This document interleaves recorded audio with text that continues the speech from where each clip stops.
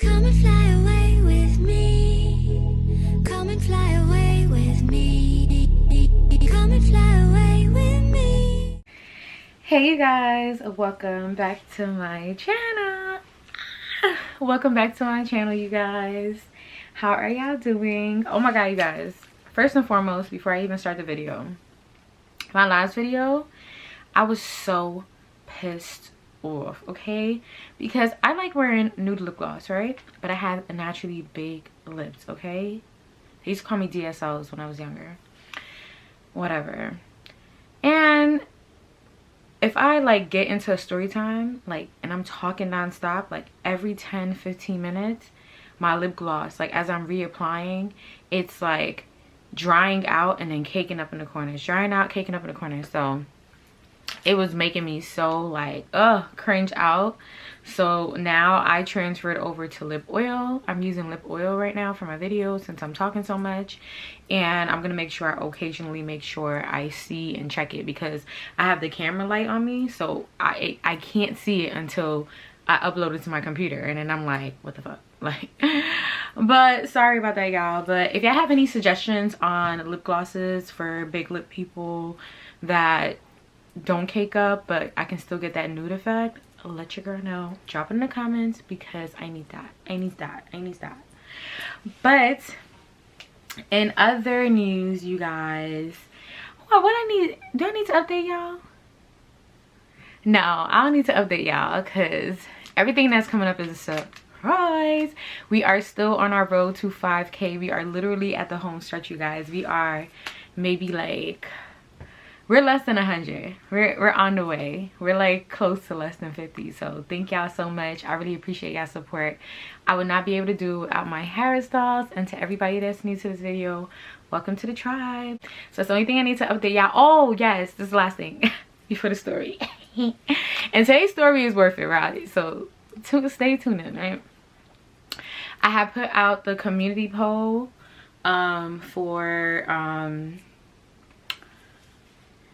I put out the community poll. That's what I'm trying to say. I put out the community poll for the project that we have coming up. And let me see how you guys voted. Let me see if it's about to be guanin. Okay. YouTube. Go to my community post.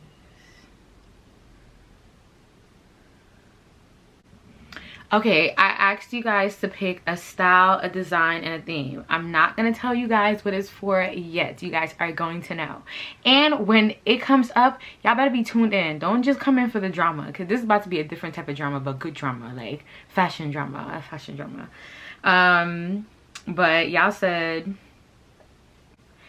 y'all want me in something burlesque, printed, and long. I don't know why y'all picked that. I don't know. What would I pick? I'm not even gonna tell y'all what I'll pick because I don't want to stray y'all because the voting is not over yet.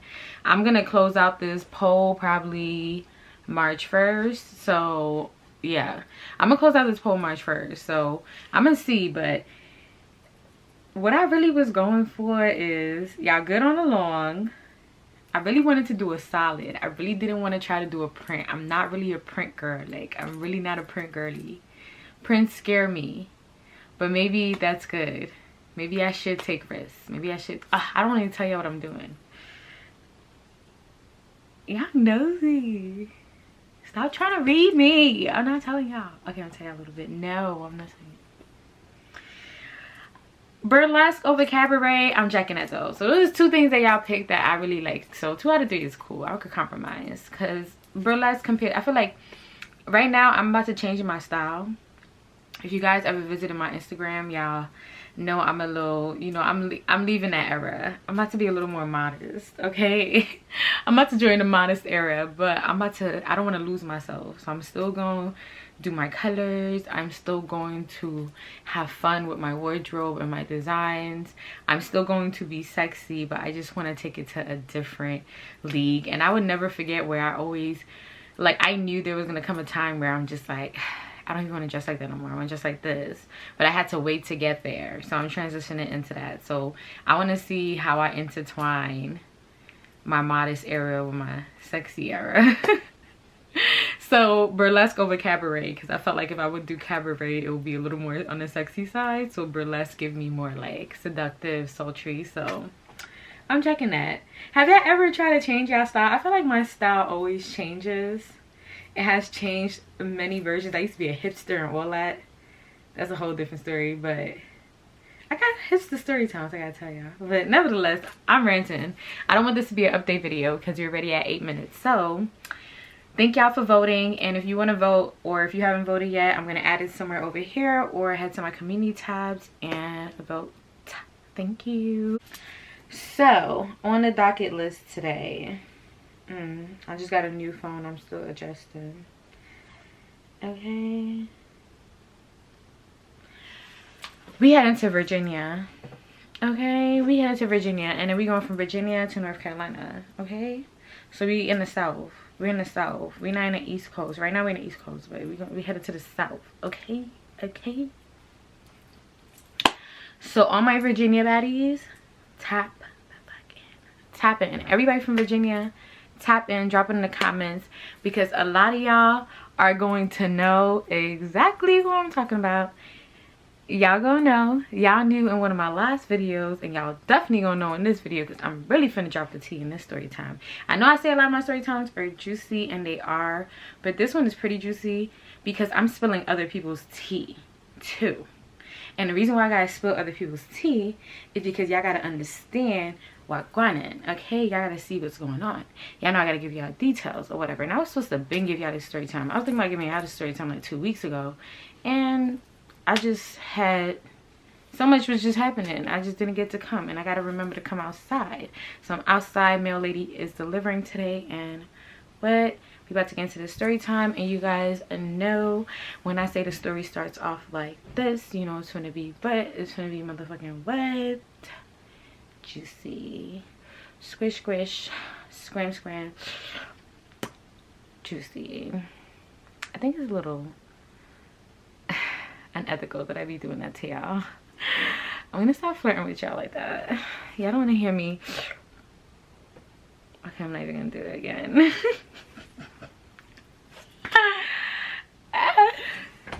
But nevertheless, let's get into story time. I don't know if you guys have watched my story time. A few of you have, like the HARASDOLLS, my story time on jealousy. Okay, the designer friend from hell. A lot of you guys who watch that story time are going to know a lot of what I'm talking about, because everything that's going on in this story time was simultaneously happening during that era as well. Like it was one era, so a lot of things are gonna overlap. But everybody who hasn't checked out that story time yet, check it out. Before, after this, it doesn't matter, but you'll get a lot of context clues about who these people are, etc., what's going on with Tia, whatever. But I'm gonna give it to y'all nice and juicy, right? So this is around the time when I was living down south, right? I had moved down south to Virginia around the time of the pandemic, and I moved with my little nigga, you know what I'm saying? I moved with my boyfriend at the time, and I was hyped. I was mad hyped because it was like the first time I was like moving out from home, and then I was moving with a spouse, and there was manyan, and there was like, it was like a white picket fence dream for me. And what was so annoying about that era is because I still think about some of those moments as being the best part of my life, and the way like so many people just attacked that for me, and then I had my own demons to deal with. It was just like, it's just, what I'm trying to say is it's so hard to like embrace something that's so beautiful but comes with so much horrors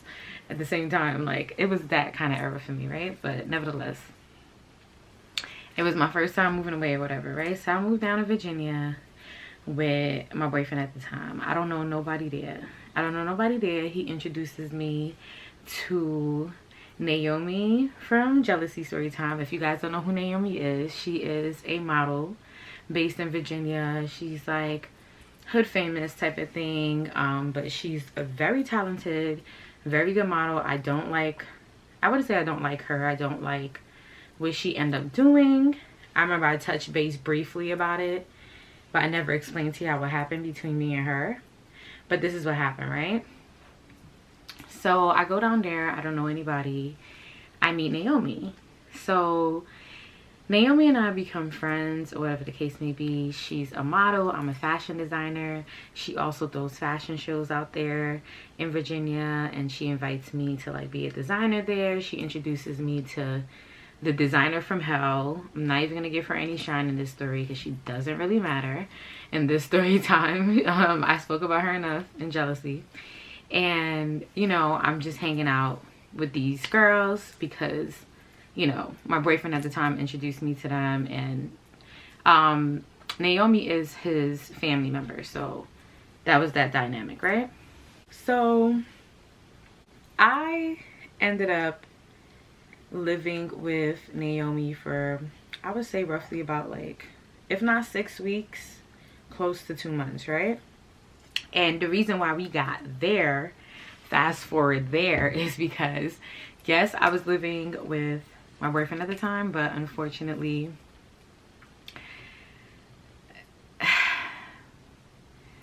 things fell apart, y'all. Things fell apart.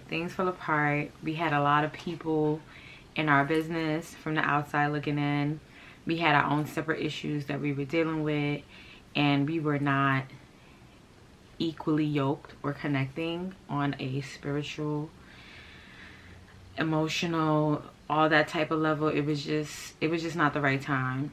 Like, things fell apart, and I'm not even gonna go into detail of how, because I'm still not healed from it. I know you guys, we're talking about years ago, and I'm still not healed from it.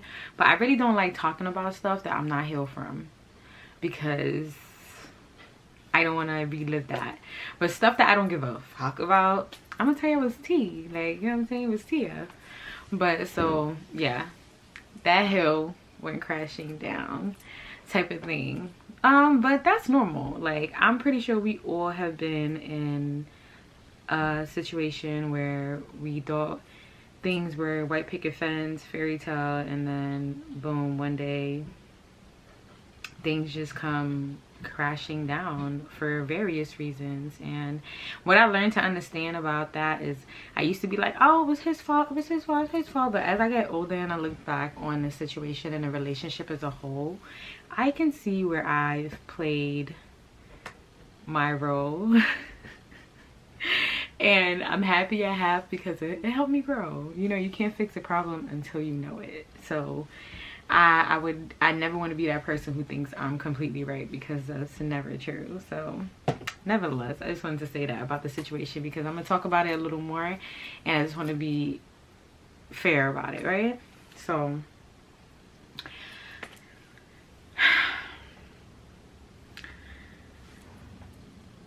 my boo and I at the time, we're not seeing eye to eye. I had an emergency and I had to leave the home we were sharing, right? It was my choice. I felt like it was the best thing for me to do. And I didn't feel like I was in a position to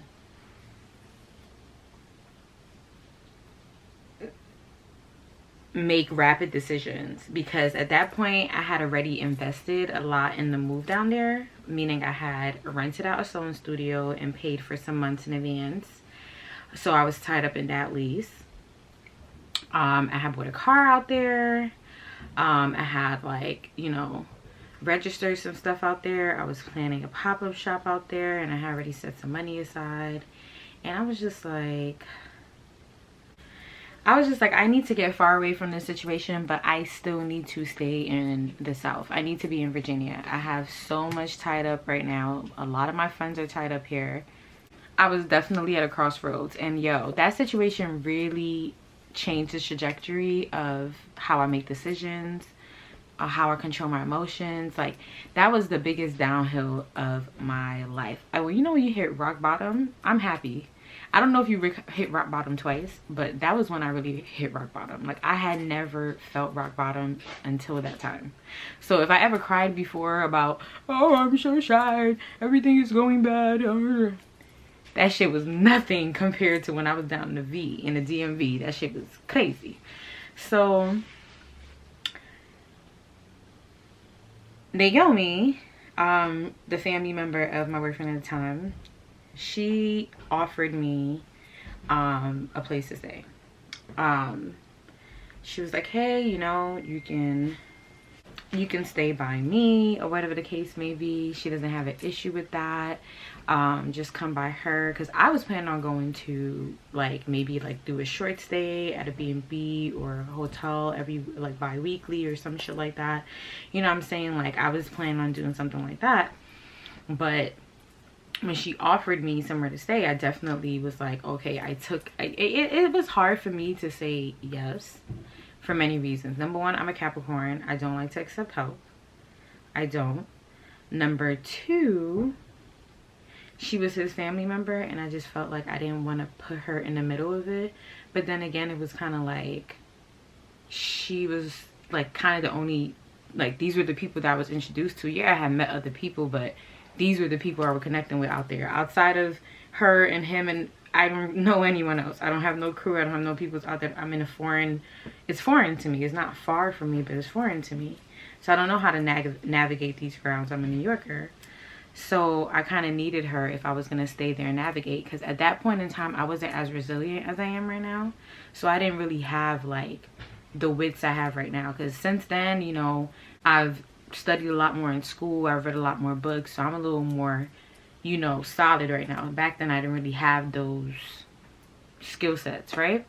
So I was like, okay, I accepted. And then her mom was really nice. Her mom was actually a priest and owned a church, whatever the case may be. And her mom actually was, I guess she shared everything that was happening with her mom. Her mom was like, please invite her over, have her stay. So they made that executive decision. I agreed, and I went to go stay there. It was never supposed to be anything long term. Like I said, I just needed enough time to situate my investments. At this point, I was not even in a position where I was breaking even or getting a profit back on all my investments, and I didn't want to let something I was going through personally affect my financial integrity is what I'm trying to say. Like, I didn't want to lose my bread. Like, let's really talk about it. I didn't want to lose my bread. So let's move a little forward, right? I just wanted to give you guys a little bit of the background of how I ended up where I ended up. So I'm staying with Naomi. Y'all, I'm depressed, okay? I am depressed. Like, I'm not even talking about like fake depression, like, oh, I'm depressed. Like, I'm literally like not eating, not even drinking, like literally like functioning through the days with no type of nutrition, nothing, not a liquid, not food, and I was fine. I could eat a bag of chips and drink a little bit of water or a little bit of juice, and I was good. Like, I was not communicating with anyone, not even my mom. Like, it didn't matter what, my phone rang. I felt like I only had my phone to answer emails because I knew I had to still work and navigate my GPS. But as far as answering phone calls, talking to anybody, I was barely even talking to Naomi. I was living with her. I wasn't speaking to anyone. Like, I was experiencing high level depression. Like, I can go into detail about it, but if you guys ever read up on depression or ever experienced depression, then you know exactly what I'm talking about, right? I was away from my family. I was away from my dog. I was somewhere that I didn't know. I didn't have any. I felt like I didn't have a lifeline, and I didn't know how to look at myself as a lifeline, like an ongoing lifeline. So yeah, I was in a fucked position, right? So we about to get juicy. But y'all need to understand what is going on. So I'm staying with Naomi or whatever, and during my first couple of weeks there, she's cool. You know what I'm saying? We cool, we vibing out. Shit is like what it can be. But like they always say, you never know someone until you actually live with them, right? And that's for both parties, right? Her family is really nice. They're making me feel comfortable. At this point, I don't even know, because back then I felt like I didn't have a third eye like I have now. Like I had this tattoo, but I wasn't moving like this, so I wasn't reading the room. But according from what I saw in the beginning of things, they were comfortable with me like being there, cooking, all that stuff like that. Like, you know, I even got, they used to leave me a spare key under the mat or whatever the case may be. The only thing I wasn't able to do was sew there, but it was a little bit, I didn't mind, because of course I can't mind, but it was hard because y'all, my creative juices come in the nighttime. It's so hard for me to create in the daytime. There's just too much going on. There's too much noise, too much movement, too much light, too much going on. But when the world is sound asleep, or everything is quiet around me and things are dark, like my phone, my iPad, everything is in dark mode. Like I cannot see too much light in my eyes. Like it's ironic that my room is pink. I know, I get it, but I just function better in the night. So not being able to sew in the nighttime was a little bit of an inconvenience for me, but I still have my sewing studio, like I said. Only thing is that where I was living before, when I first moved down there, my sewing studio was only a 10-minute drive away.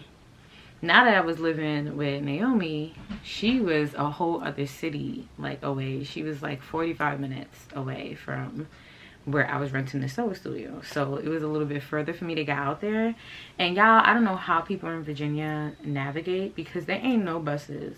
I think I seen like one bus, and I don't even think it's like a regular bus. Like there's no public transportation, and Uber and Lyft sucks. Like you could barely get a driver. You have to order in advance. How are you guys getting around like without a car? Like you need a car to be out there. At that point, I did not have access to my car anymore. It was clipped. Like I had a situation with my car and I didn't have access to it, so I was not mobile. So that's another reason why I was happy that I was with Naomi, because Naomi actually had a car. And at first she was pretty generous with her car. Like I said, at first everybody was generous. I couldn't sew there. The mom, her house was decked out. Like it was decked out white, like white nude crystals.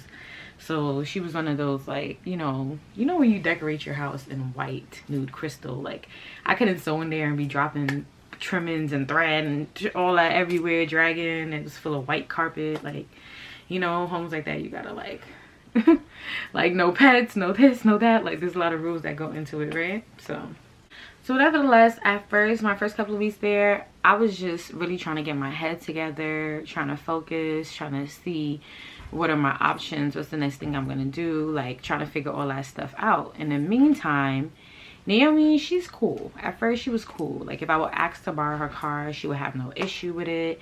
She would just give me the keys, because she used to like do her own modeling stuff, so we would just kind of like share. And then of course I would offer her money for it, like, hey, you know, I'll put gas for you, I'll give you money for this or whatever. She's just always telling me just make sure the tank is full, whatever. I used to make sure, right? I appreciated that. And then like I said, I would cook there sometimes. Like it wasn't an issue and things were cool at first. I never planned to overstay my welcome. I remember I had told Naomi I would probably be there. She never asked me, but I just told her a few weeks, right? And yeah, it was technically a few weeks, and I was making strides to like terminate my lease, because I wasn't trying to keep that for another year. I decided that I did not want to stay in Virginia. I just felt like, if you guys watched the Jealousy Time video, there were a lot of things happening that just made me feel like, all right, I'm not thriving out here, I need to go. So I started to get bad vibes from Naomi when one day I asked her to use her car, and she was just like, I'm not your man, you know that, right? And I was just like, okay.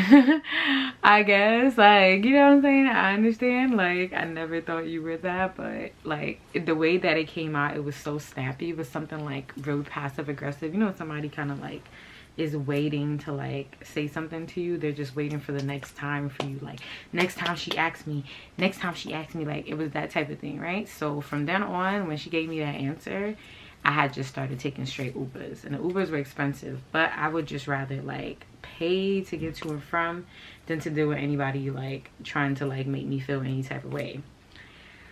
So that was my first red flag with Naomi, right?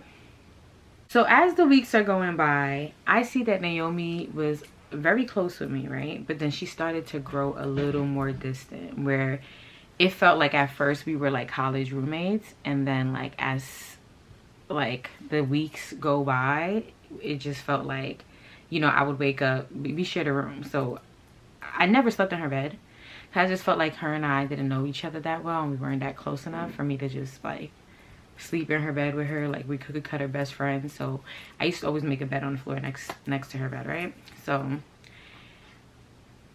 we used to wake up together, do stuff together, practically spend almost all day together, just handle stuff. You guys gotta remember, when I was living at my place, Naomi was over all the time. Her and her friends would come by all the time. I would cook for them. They would play dress up in my stuff. Naomi, I've designed her mad clothes, gave her mad shit. Like, you got what I'm saying? Like, it wasn't like it was somebody that I was like ultimately like, just like, I was used to us, like, she was my friend out there. So like, we were doing stuff together. I felt like I was pouring into her and vice versa. So when we started to go distant, I was just like, damn, like, I know I'm going through depression. I'm going through something right now. I understand that she's in a tight place. Like, I just understand the whole dynamic, so I didn't want to force anything. So I gave her space, whatever, just did my own thing. I would wake up in the morning and she just wasn't there. Sometimes she wouldn't even tell me she was leaving. She would just wake up, get ready, dip. Like, you know what I mean? And then like, sometimes when I'm coming home, back to her house or whatever, I'm calling her, trying to see where she's at. She would not answer me. She would leave me hanging for mad long. I used to have to wait for her outside type shit. Like, she stopped leaving a spare key, just weird shit. Like, I started noticing, right? So I already was like, okay, so I already need to like spend a little more money, speed this process up, and get up out of here, because it's starting to not get as comfortable anymore. But I realized what was happening. So we gonna understand what was happening towards the end of the story. But this whole time, I'm not understanding what's really going on. But I'm seeing like something's wrong or whatever. Like, her whole attitude shifted. So as the weeks is going by, all of a sudden, this was the first time in like probably 2 weeks that me and her was actually even having a conversation like normal, and we're living in the same room. So she was like, hey, you know, one thing, before I even move on to that, one thing I will say is that taught me a big lesson, because I felt like when I first moved down there, and I was like, even though I was going through my own shit, I was thriving. You know what I'm saying? I had a lot of things going for myself. I was on point. Not saying that I lost all of that, but I just feel like people treat you different. I felt like when I first moved down there, Naomi and her friends, everybody was up my ass sucking dick. Okay, top, give me top type of thing. And I hate to say it like that, but that's what was going on. And then when I went through the situation I went through, and I went into my depression, it's like, you know what I'm saying? Like, I felt like the compassion was half there, but it was also like, you're not beneficial anymore. So like, you know what I'm saying? It gave like that. So that's just something that I noticed about people that I had never noticed before, right? Because the situation I was in, I had never been in it before. So motherfucking, what I was up to? Well, I gotta act like that. So now Naomi comes to me and she's like, hey Sarah, like, do you want to go on a road trip, a girls trip, road trip, whatever, just me and you, whatever, we could bond again. I know we've been kind of distant. She talking about she been handling her personal stuff, and she know I got my own shit to deal with, so whatever. But do I want to go on like a road trip? So I'm just like, you know, I'm not, at that point I was not in a position to go nowhere with nobody. Like, I was wearing a hat and glasses every single day. Like, I was depressed, I wasn't eating, I had lost mad weight. I was 129 pounds. Okay, your girl right now is 180 something in the far front range. Okay, not towards the back. Don't round up, round down. Okay, so you can imagine how I looked at 129 pounds compared to how I'm looking now at 182 pounds or something like that, right? So I was looking like, my mom, she hate when I lose weight, because whenever I lose weight, she be like, girl, you look sick, like, fix up. Like, it just, it don't look good on me. Like, my, like, you see I have big cheekbones. When I lose weight, my face, my neck bones, like, it looks crazy. So nevertheless, I was looking like that. I didn't have a lot of my clothes with me because a lot of my clothes is back at my house and I didn't want to go get them. And I was like, it was just, I was not in a position. But she convinced me that she thought it would be a good trip. It would get me out of my funk. Like, it would be cool. But then she hit me with the plot twist. I'm thinking, oh, she's trying to do something nice for me. She's been treating me bad, whatever. But things that, even though she was like treating me the way she was to treat me, I felt like I didn't have a right to feel away, or I shouldn't have felt away. I ate it because I felt like she was doing something nice for me by letting me stay there. You get what I'm saying? Like, I just felt like even though she was like giving me the cold shoulder, I had to eat it. You know what I'm saying? So I just thought she was doing this as like sorry I've been a bitch type of thing, right? Or I've been standoffish type of thing. Then she's like, oh, well, you know, I was like, so what are we gonna do in North Carolina? And she's like, oh, we're gonna take a road trip to North Carolina. I didn't know North Carolina and Virginia were so close to each other, but I think we drove like 4 hours. So she was like, let's take a road trip. So I was like, what's in North Carolina for us to do? I've never been there, whatever the case may be. So she was like, oh, well, you remember my best friend? I'm gonna name her best friend Tiana Taylor, because she looked just like Tiana Taylor. She reminded me of Tiana Taylor, her style, aesthetic, everything, right? So I'm calling her Tiana Taylor. So she was like, yeah, you know, you remember my best friend Tiana Taylor. I remember I met Tiana Taylor at the fashion show, because remember I had came through for Naomi and did the fashion show for her when Elephant asked, if you know Elephant from Jealousy, the jealous designer, she couldn't hold up her end of the deal. She couldn't finish her line. She couldn't finish her collection. She could not present. She did not show up and produce. She did not execute. So I had to step in and save Naomi, okay, with my motherfucking designs. But that's another story for another day, okay? Watch the Jealousy, but for details on that. But nevertheless, what I was up to before that rant, like, y'all, I do not like Jealousy. Jealousy is this designer who I had met in VA who got upset with me and tried to violate me just because people in Virginia wanted to come to me to get their stuff made. You've been a designer for mad long in Virginia, and why they not coming to you? Why haven't you been making stuff for them? Why they want to come to me? And why are you mad at me about that? Because your girl is skilled. Why are you mad? And then when I left Virginia, she started remaking my stuff. Weirdo, but not even gonna put too much on her, but nevertheless. So like I said, I met Tiana. Tiana is a cool girl. I have nothing negative to say about Tiana. Me and Tiana actually still have each other on Instagram. We still vibe out. We still talk. I wish her nothing but the best. I always send her love. She sends me love as well. She actually reposted me the other day. Like, she's a cool girl. So me and her are still cool. And the way the story turned out, me and her had to stick together because this shit was weird. And we didn't really stick together, but you guys will see what happened at the end, right? So she was like, yeah, you know, the trip is for Tiana's birthday. And Tiana was a model. She had modeled and hosted at the fashion show that I had did with Naomi out in Virginia. We did it in Hampton, Virginia. Newport News. There's summer over there, right? So she was the host, model. She's her best friend. They've been, from what I know, they've been best friends from grade school, from childhood. So they bongo like this. When I even met her was at Naomi house. When she comes down, she lives in Charlotte now, but she used to live in Virginia. And then when she would come down to Virginia, she would stay with Naomi. They would sleep in the same bed. They were honestly, I'm not even gonna lie, spoiler alert, I really feel like her and Naomi were best friends that kind of were licking each other's carpet munchers or cooters or whatever. I don't even want to say, why did I be saying the wrong stuff on here, bro? Because I don't want to offend nobody. I'm a little ignorant in certain topics. I'm not even gonna lie, I'm ignorant. I don't even know how to talk about things the way I've heard it in my past. Like, I need to get it together, fix up Sarah. But I felt like they used to like scissor a little bit or something, because they shit was a little, it was emotional to we'll get to that, but it was a very emotional friendship, if I'm gonna say, because I can't explain everything that happened because I don't remember as far as the whole friendship goes from just what I know, and it was toxic. So it just felt like it went a little past the best friend ever, and that's fine. It happens. I know a lot of friends, not even just same sex, different sex, that are best friends and they still,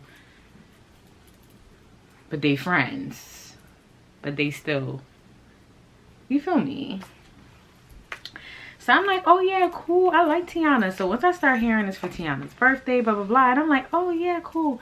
You know, I haven't heard about Tiana in a while. I haven't seen or heard about her nothing from the fashion show. So I was just like, y'all best friends, so whatever. She was like, yeah, you know, she's been asking me to come, because I was like, because she had invited me, and she was talking about we gonna leave and like at the end of the week. It was like the beginning of the week. I'm like, damn girl, you must have been knew her birthday was coming up. Y'all planned it so late. I was like, why you didn't say from earlier or whatever? I'm trying to ask her that, because at that point I'm still working. I have to make money in my sewing studio to pay for it. So I was just like trying to navigate my schedule. So she was just like, yeah, you know, Tiana and I haven't been seeing eye to eye. We've had like our own, at this point I didn't know what was going on in their personal friendship. She didn't tell me at that point. I didn't know. I ended up finding out later, but they were having like their friendship drama or whatever. She was like, it's nothing that they're not used to, but you know, her mom says that she should go out there and support Tiana, but she doesn't really want to go. So her mom was like, take Sarah with you or whatever. Personally, I wouldn't have mind staying back. Like, go work your stuff out with your friend. But the way she kept making it seem was like, please, like, I don't want to go by myself, whatever. It will be good for you to get out of VA. So it just seemed like a good, I was like, all right, you know what? It's going to go from a 2-person road trip. Her and I would just drive with each other, go half and half on the hours. And then when we get to North Carolina, it's going to be a 3-person. I like Tiana. I like her vibe. It should be a good trip. Fuck it. I'm going to go. Whatever. Let's go. So she's like, all right, cool, we're gonna go. I'm gonna let Tiana we coming down there, case may be. Y'all know I'm passport stamp mommy. So even though I'm depressed and I'm going through everything that I'm going through, whatever the case may be, I don't turn down trips that easy. Like, you might have to fight a little bit, but let's go. Let's go. I like going away. I like traveling. Like, I like staycations. I like vacations. I like vacations. I like it all. Like, talk to me nice. What's going on? Where we going? Type of thing. Let me stop. I'm talking about I want to be modest in here, but I'm a little modest today. You like my modest era? What the fuck is that? Girl, stop. So back to the story. So now I'm like, all right, you know what? I might be the sunshine that these two need to intertwine together. It just sounded like a good trip, a good opportunity. I said, fine, let's go. What I am leaving out, you guys, what I haven't touched base on yet, because I needed to introduce this character, this main blood clique character right here, this one of a kind asshole right here. I had to give him his own personal introduction, bro. Like, you need your own intro, bro. Like, you need a clown and a circus to come in here, dance and parade around, bro, before I introduce you, Mr. Fuckery. So, the whole time, alright, let's introduce him. Let's introduce him, because he needed his own plot twist. So, the whole time this whole dynamic is going on, there's one character that is playing a very important role in this story who's not physically present but has a strong control over everything that's going on, or most things that's going on right now, right? So let's present Mr. motherfucking Kurt. You know what I'm saying? You know I'm gonna call him Kurt. I already had that name planned for him. Y'all know Kurt from Love and Hip Hop, right? Right? Y'all know Kurt from Love and Hip Hop. And y'all know how he be doing Rashida, right? Okay. And this is Kurt time something else. Like, this is Kurt time motherfucking, who's an ancient nigga in the industry? This is Kurt time Future. Time that guy that's saying, baby, can you help me? Time a lot of these niggas, like, dirtbag. So, y'all see why I call him that in the end, right? So, now, y'all catching up? Y'all keeping up? Kurt is Naomi's boyfriend, right? Like I said, Naomi is hood famous. She's a local Virginia model, but she also travels and moves around and does a lot of projects or whatever. She really the GOAT. I ain't even gonna lie. She really the GOAT, and that's the reason why it's unfortunate. And I wish her the best still. And it's unfortunate the influences that she's under, because she could really go far. But she has to have a mind, like, y'all see what's going on, right? Kurt is Naomi's boyfriend at the time. I had heard about Kurt way before I even moved to Virginia, when I used to just visit there, because Kurt is hood famous too. Kurt is one of, you know, how can I explain Kurt? Because here in New York City, every 10th guy is a Kurt. A person, not even just a Kurt, but like the type of person he is, where, you know, you're hood famous, people in the hood know you, you're doing most likely illegal stuff to have a certain amount of wealth coming towards your way, a certain amount of income, you got dirty money coming in, you know what I'm saying? You know, or you connected to a lot of celebrities. Sometimes when they pull up, you could pull up on them, go in a section. Like when they come in the city, they check you. Like, you know what type of guy Kurt is. Like, you know what I'm saying? He's one of those type of guys for Virginia. He into bad business. I feel like, you know, illegal stuff. He's known. He got money. He got mad girls, Casanova. Like, he running the show. We all know Kurt in our city. And there's different levels to them. Some different levels. So he's one of those. So I had heard about him way before. So they're supposed to be like the hood famous Jay-Z and Beyonce in Virginia, but everybody else know that the street gossip is that Kurt is out here doing him. He got girls left and right. He got underage girls, and he got babies on the way type thing while he's with Miss Naomi Campbell. You know what I'm saying? So that's why I say I'm spilling other people's tea. But I don't even think it's tea, because anybody who's watching this that's from Virginia and y'all know who I'm talking about, this was like known tea. You know what I'm saying? And then I only ever heard bad things about Kurt, and not just bias, because it seemed like everybody that I crossed paths with, and if Kurt would ever come up in the dynamic of conversations amongst people, it was always negative. None of her family and friends wanted them to be together. She literally had to fight for their relationship. She had to end friendships for their relationship, and her relationships with her family for this person. Like, there was just a lot of chaos. Like, her drama made my drama look like it was nothing, but she wore her drama very well. She handled it very well. I don't know if I could have handled my drama in the spotlight like that. Like, I don't know. Like, there was just a lot going on, a lot of internet stuff going on, a lot of fighting, a lot of ghetto-ness going on with that, right? And Kurt was the mastermind behind everything, right? I don't know if he was packing here. I know he was packing in the pockets. I know that's not enough. I know usually something gotta be for him to have a hold on these women like this, where they're having their own Love and Hip Hop Virginia series going on, right? So Kurt is Naomi's boyfriend. The reason why I've never met Kurt is because he's a motherfucking felon, okay? Kurt is a felon. Nothing against felon, because I have felon friends, okay? And I love them to death, okay? And I answer their calls all the time, put money on their books, all that, okay? Your peoples is your peoples. So, ain't a crime, do a little time. Just, you know. I'm in no way condoning illegal activities, but our people ain't the only people to do a little crime to get a little more money in this world. You know what I'm saying? We're living in a booked up economy. Always have been, in a sense, right? So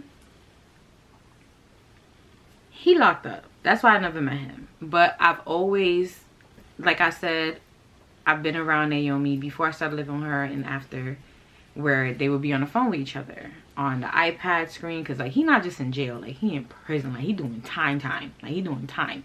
Only way this man coming out is if he's snitching.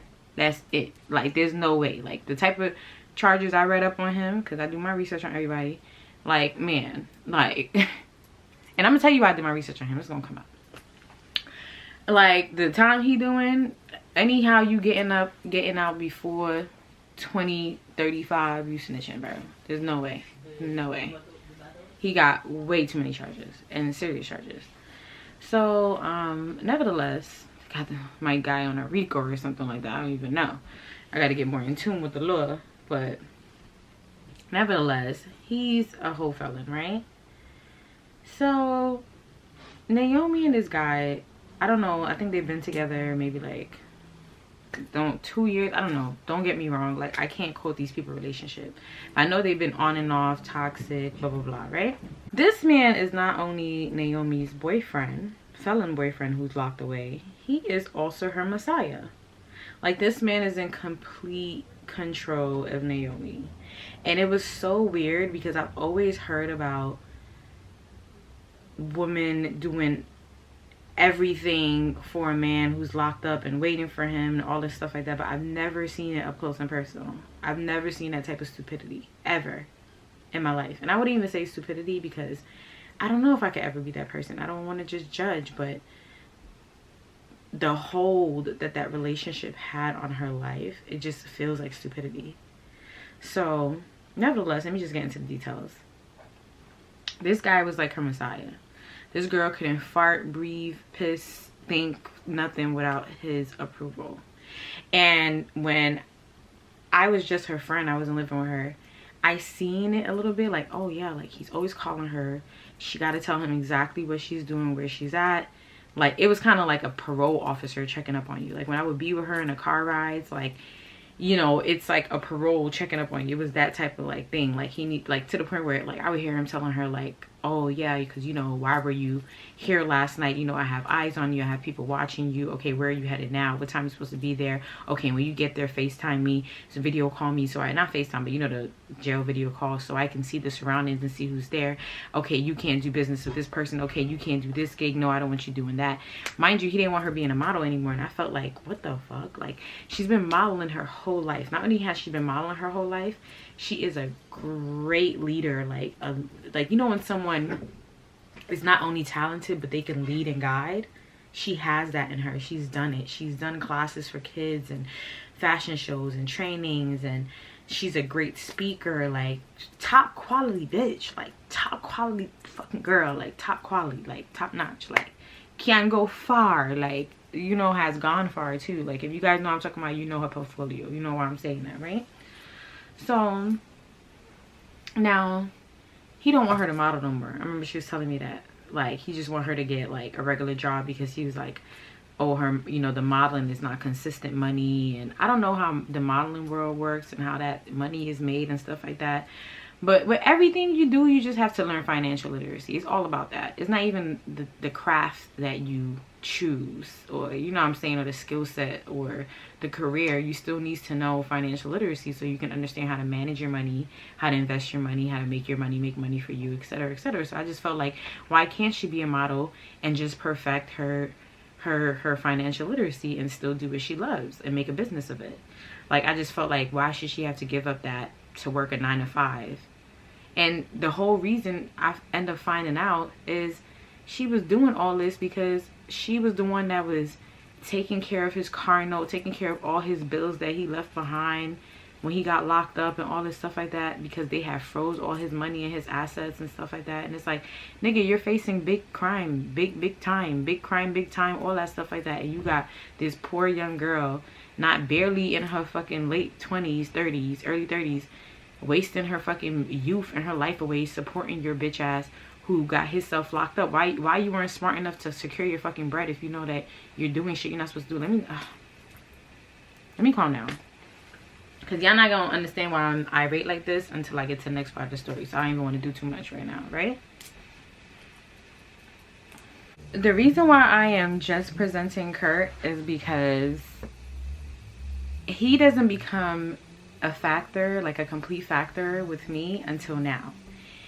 Like I said, I've heard about Kurt, all bad things. Like, even Elephant hating ass, the jealous designer friend, even she had bad things to say about him. Even she didn't like him, and he was causing a wedge between their friendship. So he basically was one of those type of guys, you know, them guys that have control of a woman, so they isolate her from her friends and her family, and she's all stupid for him. It was one of those type of situations. Like, I had heard about situations like that, but I never seen it in real life, right? So it's my first time actually witnessing this in real life. And y'all, it does happen. It happens. Like, I've been stupid for a guy, never that stupid. I still, as a Capricorn, like, even if it's hard for me to accept help, it's just as hard for me to like have anybody control me, control my life, control my decisions. Like, once it gets like to a point where I feel like I'm not in control of my wants and my needs and my livelihood, yeah, I'm tapping out. Like, it's about to be a it's about to be a fight. Cause no.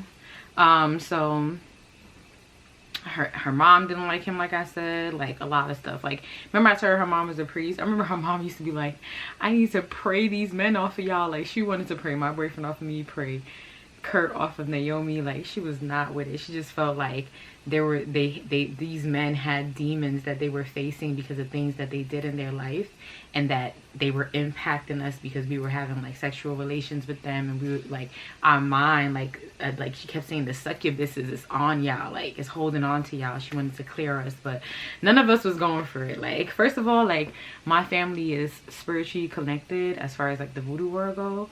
So being that I was like in a priestess house, and she used to always tell me she want to pray my family's demons, lineage off of me, all this stuff, it used to make me uncomfortable because I'm my grandfather, he's a voodoo priest, and it's so like, he would go crazy if he knew I was in that type of household, like, or anywhere near that, like, and like, it's just vice versa. Like, the cultures don't mix. I'm just like an American in the middle of the like, going on in the spiritual world, the battle. But nevertheless, so like I said, I just heard about Kurt, and then like I said, I will be around when she's talking to him or whatever. And like I said, I was living with her, I was staying with her, but whenever she would get on the phone with him or get on FaceTime with him, of course I would hear him in the background if she didn't have her headphones. But I would always give them their space. Like, at that time, I was a stoner. Like, I used to smoke ganja a lot, so I used to always like go walk around. Well, I spent all day in the studio anyways. I made sure of that. I would spend all my day in the studio, especially after Naomi started acting funny. I was just like, girl, just go there, sleep, shower, brush your teeth, spend the day in the studio, rotate, you know what I'm saying? So I never used to be around that much. So I remember after she invited me on the trip to go to Charlotte, like I said, it was supposed to be me and her, and one day I come in from that same week, right? Maybe if not the next day, 2 days later, it was like right after, I come in from the sewing studio, and it's a late night, and she was up and she was on the phone with him. He has, y'all probably thinking like, how is he in prison with all these phone privileges? Like I said, the same type of pull he had when he was free, he had that pull somehow when he's locked up. Like, a lot of people, they have wits about them, and they could gain control of other people in situations wherever they go. So he was using other people's call times, tablets. He had his own devices in there. You know how that go when you plugged in, you know what I'm saying? So they were talking practically 24/7 sometimes. So I come in late, they're on the phone, so I'm like, all right, I'm gonna just dip out and go and, like, you know, smoke whatever, let them stay on the phone or whatever. Hopefully by the time, you know, I come back, she's sleeping, so I could go to sleep. So as I'm getting ready to leave out, she's like, oh no, actually Kurt wants to talk to you. So I'm just like, talk to me for what? Like, what does Kurt want to talk to me about? Like, I've never spoken to Kurt. He's just around virtually, you know what I'm saying? And people gossip about him, that's it. So I'm like, about what? And she's like, oh, well, just talk to him and you'll see, whatever the case may be, blah, blah, right? So she tried to like hand me the FaceTime video call, whatever. Like I said, at that time, I was in the position to see nobody, talk to nobody. I didn't want to be looked at. I was wearing glasses. I was wearing a hat. I was depressed. I was not my best. So I'm like, girl, I don't want to go on video with him, whatever the case may be. And then she's like, oh, he doesn't care. He doesn't care how you look, blah, blah. It's not about that. I'm going through my own shit, and I don't want to be on camera like this. So, you know what I'm saying? So then she was like, okay, we'll just talk to him. Like, you can just block out the screen, whatever. So I'm just like, so she leaves the room, right? So I'm awkward now, because I'm like, you give me the phone with your boyfriend who's locked up. I never met. I don't know nothing about him. And you just walk out the room. And you're not telling me what this is about. So I'm just trying to be courteous. So I get on the phone like, hey, hello. And he's like, hey, you know, he got that. Now I see why he did his way into certain doors. He's like, hey. He sounds like Lemuel Plumber from fucking Baddies. Like, he talks like him. Like, Mr. Lemon Pepper. He's like, hey. So, yeah, you're the infamous Sarah. Like, I've heard great things about you. And I'm just like, how does that sentence even make sense? Infamous? and great things are contradicting statements. Being infamous is mean that you're known for things that are not so positive. You know what I'm saying? Or you're known for like some type of drama or something that's just like real chaotic, or like, you know, it's not as nice as being famous. When you're famous, you have like your fame comes from a lot more integrity, type of good thing, longevity, like productive things. Like, it's a difference. You know what I'm saying? It's the opposite.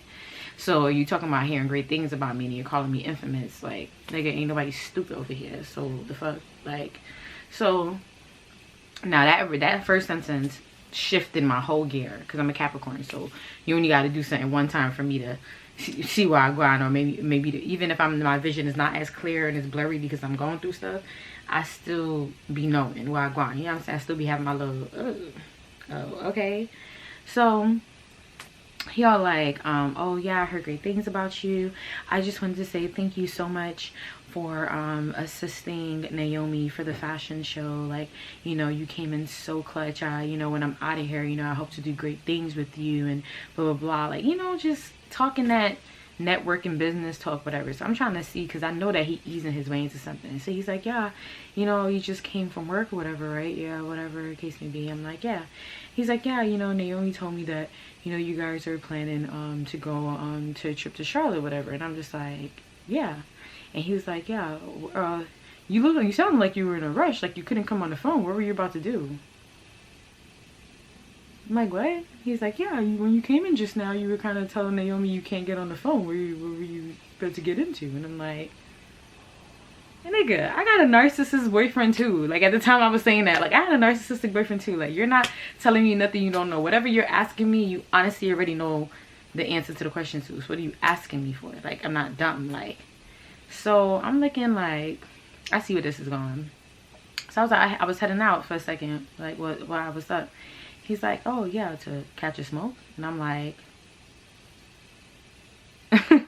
I just giggled a little bit, because it's like, Naomi, you over here. Like, I don't know if it was something that was said in passing, like, oh yeah, she just went out to smoke, or if it was something that they spoke about or something. Because like I said, I was a stoner, but Naomi was a stoner too.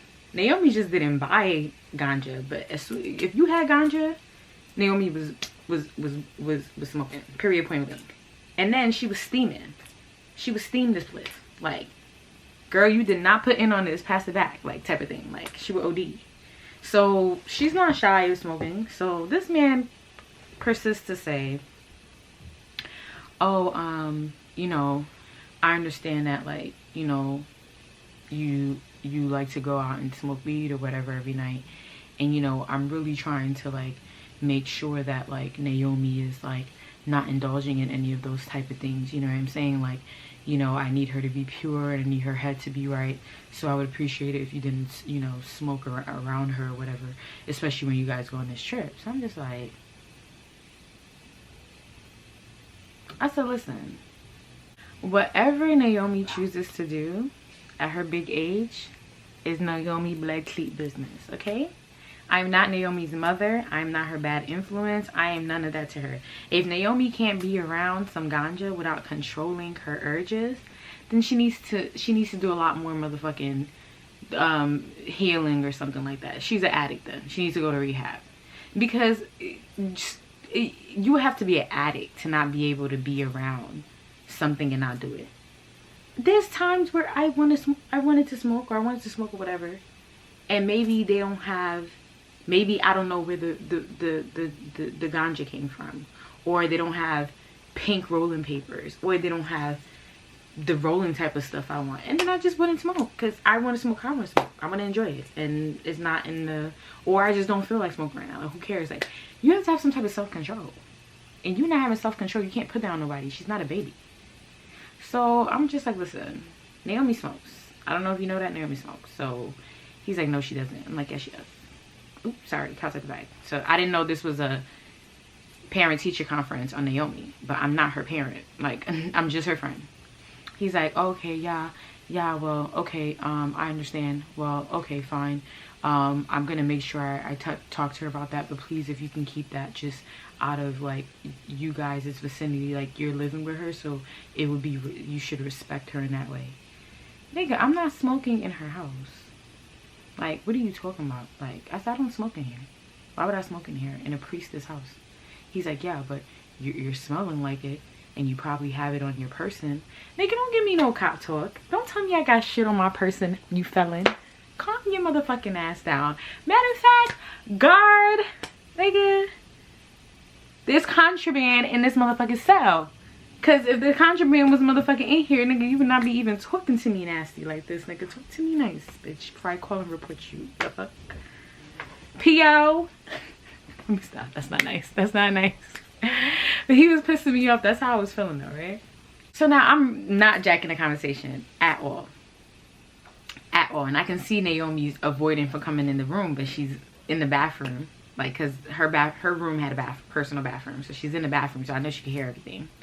So now he's like, you know what? I don't want to lose sight of this conversation. I did not say anything to offend you. That was my intent. That was not my intentions, you know, at all. You know, this is our first time really speaking to each other. You know, it sucks that I don't even get to see you face to face. You know, I would love to see you. Can you turn on the camera? I'm like, nigga, no. Nigga, why is we even having this conversation? Why are you so intrusive? Why are you doing too much? You trying your narcissist. This is why everybody don't like you. This is why everybody don't motherfucking like you. This is why you breaking up our friendships. Cause nigga, how dare you? So now, he's like, oh, well, I'm telling him, I was like, you know what? I'm about to pass Naomi back the phone. Nice to talk to you, whatever the case may be. I already told him what I told him, so I felt like I didn't have to repeat myself because that's insanity. Why would I have to say it over and over again? Like, I already told you what's up. I'm not her mom. I'm not her mommy. If she don't want to smoke, she don't gotta smoke. The fuck? The fuck? And if she don't want to smoke around me, then she can go on. It's not like I'm, if I smoke, it's going to be outdoors. So it's not going to be in her car. It's not going to be in her house. So if she doesn't want to be near it, she can exit stage left type shit. So now, but she do. That's the whole point about it. She do want to smoke. So, nigga, what? She always smokes. There's sometimes where I go downstairs, as soon as she come off the phone with him, she would call me and be like, oh, you still downstairs? You still got more weed? And then she'll hurry up and run down after she got off the phone with you. You don't even know that. And I used to be like, girl, why you can't just come down on the phone and smoke? Oh, he's going to hear that I'm smoking. He's going to see that I'm smoking. He wants to see me visually. I'm like, so, nigga? Nigga, he can't have a little weed. Now you can't have a little weed. Hating ass. So now he's like, oh, one more thing before you go. So I'm like, oh God, what's going on now? Like, this nigga is audacious as fuck. So I could only imagine. This man had the nerve to be like, oh, I conducted, you know, a little research on you or whatever, you know, everyone who's within my soon-to-be wife's vicinity. Yep, soon-to-be wife's vicinity.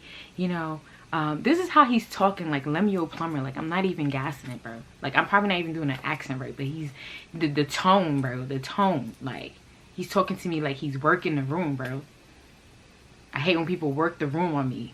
Because it's like, yeah, why you just not straightforward? Like, why is all this passive fucking communication? So now he's like, yeah, you know, I'm like, research. He's like, yeah, you know, I have my connects, you know, I'm plugged in or whatever. Like, nigga, what type of research would you do on me? Who the hell gave you my name? Who gave you my socials? Who gave you anything about me? Because I've never met you in a real life in a physical form. So what could you know about me? And I never introduced myself to you. You probably heard me in the background. I've heard you in the background. We've never spoke directly until now. So what research would you have to conduct of me? I don't even know what you look like. The only reason why I know what you look like is because Naomi's dumbass, fucking whipped ass, has a big old portrait of this man right above her bed. So I gotta wake up every morning to your face. Unfortunately. But beggars can't be choosers. It is what it is. Like, uncomfortable as hell having this. When I say a big portrait, a big fucking portrait of this man, bro. Like, literally, of him, just him. Like, not them, him. Above her head. Like, she probably pray to it like a fucking throne every day.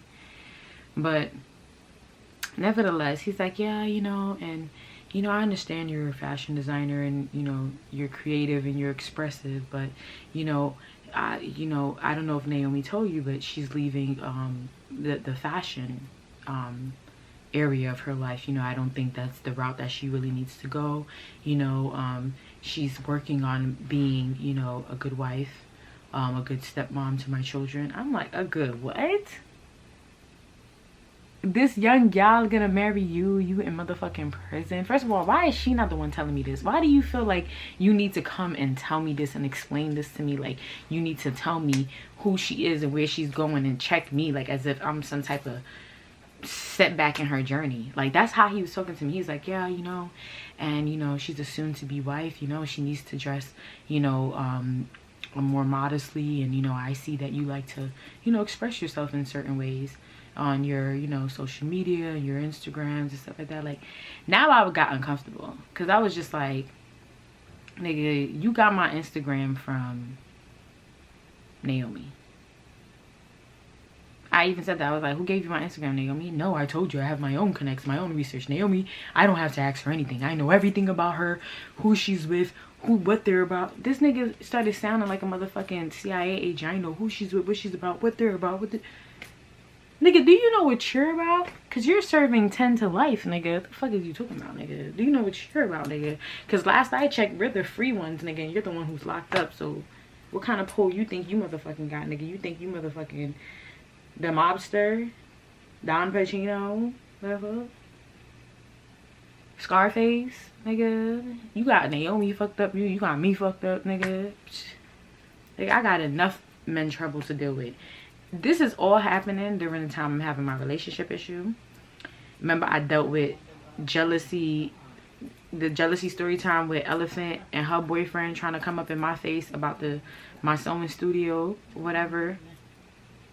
And now this, I was just getting attacked by men randomly. Like, what the fuck is going on? Like, what's tea? What's going on about this? Like, I'm a strong ass bitch because what's going on? Like, I think a lot of men do not like strong-willed women.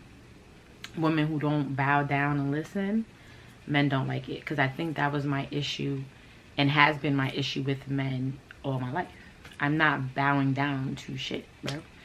If you're gonna lead, but understand I play my role as well, and my role is also a main character, bro. I'm not the supporting character in your story, bro. I can be submissive to a certain extent and within certain criterias, nigga. It don't work like that, nigga. I'm just your girlfriend, simmer down. Or I'm just an acquaintance, simmer down. I'm not bowing down to you, bro. Men have a very, that's why the female-male war, the gender war is never going to stop, because men think that they run shit. And I understand, based on the Bible, you guys do come first, but it doesn't mean I come last. Let's talk about that. That's a story for another day, though. So yeah, he's like, oh, completely inappropriate. Oh yeah, you know, I seen your social media, and you know, I just don't want Naomi, you know, I know she says that you're like designing for her and you're giving her outfits and stuff, and there's some pieces that you've given her that I don't like that she's worn. That's why you don't see it. You know, I've made her take the pictures down on her page. And mind you, Naomi has done nude shoots. She's done all type of shoots, bro. She's a model. So for him to be coming to me as if I am introducing her to some type of raunchy clothing or aesthetic is like, bro, are you shitting me, bro? I met this girl already in her prime and beyond, bro. Like, what are you talking about? Like, I've only known Naomi but so long. Like, I didn't influence her to do shit, bro. Like, what the fuck? Like, I was just understanding what was going on. Like, I was mad confused. So I felt mad offended. I was like, first of all, I told him, I was like, you going through my Instagram and I don't even know you, and I don't even know you, and I don't even know you is mad weird. You being Naomi's boyfriend and you're like watching certain stuff on my Instagram is weird. I know Naomi gave it to you, and I was like, I'm gonna talk to Naomi about that, but I don't want to continue this conversation. Like, he was like, oh no, I don't want to leave off on a bad foot. Wait, don't hang up. Begging me not to hang up. No, let's fix it. So now, as Naomi's hearing him begging me not to hang up, she's like, babe, hey, you know, like, did you tell it to her the way we spoke about? And I'm like, Naomi, like, why would you give him my ID? She's like, I didn't give it to him, I promise you. He came to me about this, and then I told him, he asked me to talk to you about this. And then I told him that he should talk to you about this because I just felt like it would be better coming from him, and blah, blah, blah, blah, blah. I was so over it, I walked away, I walked out. That was the moment where I knew that I had to go. I need to get up out of there. But I had already confided to this trip. And I was like, at that point, I ended up taking Tiana's order. She had a last minute order for a birthday dress. So I was like, damn, I'm going to leave right after the trip. Because I already had plans in my head. I'm going to leave after the trip. I'm not dealing with this. Because I was like, it's making me feel now like Naomi becoming standoffish this whole time, I felt like it was a doing of the nigga. I felt like he was, I guess, influencing that, like telling him not to hold me too close, because it was just kind of like, I don't know, it was just off, like the way she just started moving with me out of nowhere, and it was all starting to make sense now. So after that, she tried to make it seem like, oh, you know, he means well, you know, he just wants the best, not just for me but for all of us. Yo, this nigga had her reading Bible scriptures every morning. He had her reading how to be a good wife, how to be a submissive wife, how to be a this, all these type of books, studying all this shit like that. He had her handling his fucking businesses and all that stuff. Like, she was living for him. Like, I was just stepping there looking at her, and I was just like, wow, like she's literally living for this man. Like, she literally just stopped deciding anything for herself. She turned on mad fashion gigs, mad different stuff. She was just turning opportunities down. Like, girl, you could have been a huge influencer. Not only does she have the skill set, she's made for it. It's like one of those people where it's, you know how some people be like, it's not in you, it's not on you, it's in you. It's in her, bro. She got that shit. Like, it's even parts of her where I strive to be, you know what I'm saying? So it just sucks to see that she would throw all that away for a man who's locked up, a whole felon, bro, trying to control her life, bro. I don't get it. So I was offended, and I was dealing with my own stuff, and then, like I said, Naomi came in, tried to like soften the blow. I ended up leaving because I just felt like I'm not about to argue with this girl in her house, and I'm staying in her house. I just left and went and caught my smoke. By the time I came in, she had asked me if I was okay. I said I was okay, but at that point, I wasn't even trying to deal with her or that situation because I had bigger fish to fry. I had other stuff to handle and take care of. So the next day after this happens, I come, something's time to happen. It's like 30 more minutes, right? So the next day after that happened, I stayed longer at the sewing studio because I was just like, by the time I get there, I want Naomi to be knocked out. I don't want her walking on her conversation with this man, nothing, like whatever the case may be. I don't even want to have that awkward moment. I don't want to speak to him no more. That was a bad first encounter. Everything everybody must have said about you must be true. All that shit. That's all I kept thinking in my head. Like, and Naomi, good luck to you if this is the man that you even plan on marrying. So it gets to a certain time in the night, and Naomi keeps texting me like, hey, when are you coming home? When are you coming home? And I'm like, girl, I don't know, but just like leave the key for me under the mat, but I'll be quiet when I come in, but I'm just working on some stuff, whatever. And like, her room had its own entrance, own bathroom, so I didn't really intervene with nobody else, like, or waking up the family. And then I tried not to wake her up either. I was very delicate or whatever, right? So she was just like, oh no, because there's somebody that wants to meet you. Can you come like as soon as you can, whatever. She just kept pressuring me. This is the first night. It's like, girl, you never check up on me. You stopped checking up on me weeks ago when you started acting funny and moving funny. Like, why are you asking me and you keep texting me to come back now? So now I finally end up coming back. When I get there, I see it's this girl. I'm gonna name her Twiz. She's like a fucking Twizzler. So Twiz, bitch ass, Wackisha, whack ass girl, okay, whack. She has a whole identical twin who I never met, never comes around. I'm happy with that twin, girl. You know how to mind your business.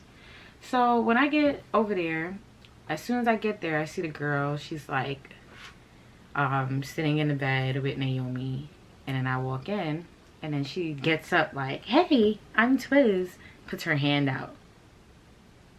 So I shake her hand with her. Hey, I'm Sarah. She's like, yeah, I know. You're the infamous Sarah. Here we go with the word infamous again. What's the inside joke? What's going on here? Because Naomi, I'm looking at you funny. You puppy show.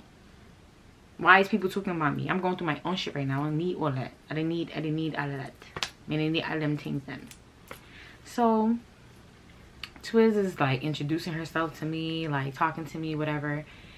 And I'm not liking her. Like, girl, you can't fake it. You know when somebody's overly in your face, but you could tell they're scanning you from head to toe and they got that fake. Like, bitch, who sent you?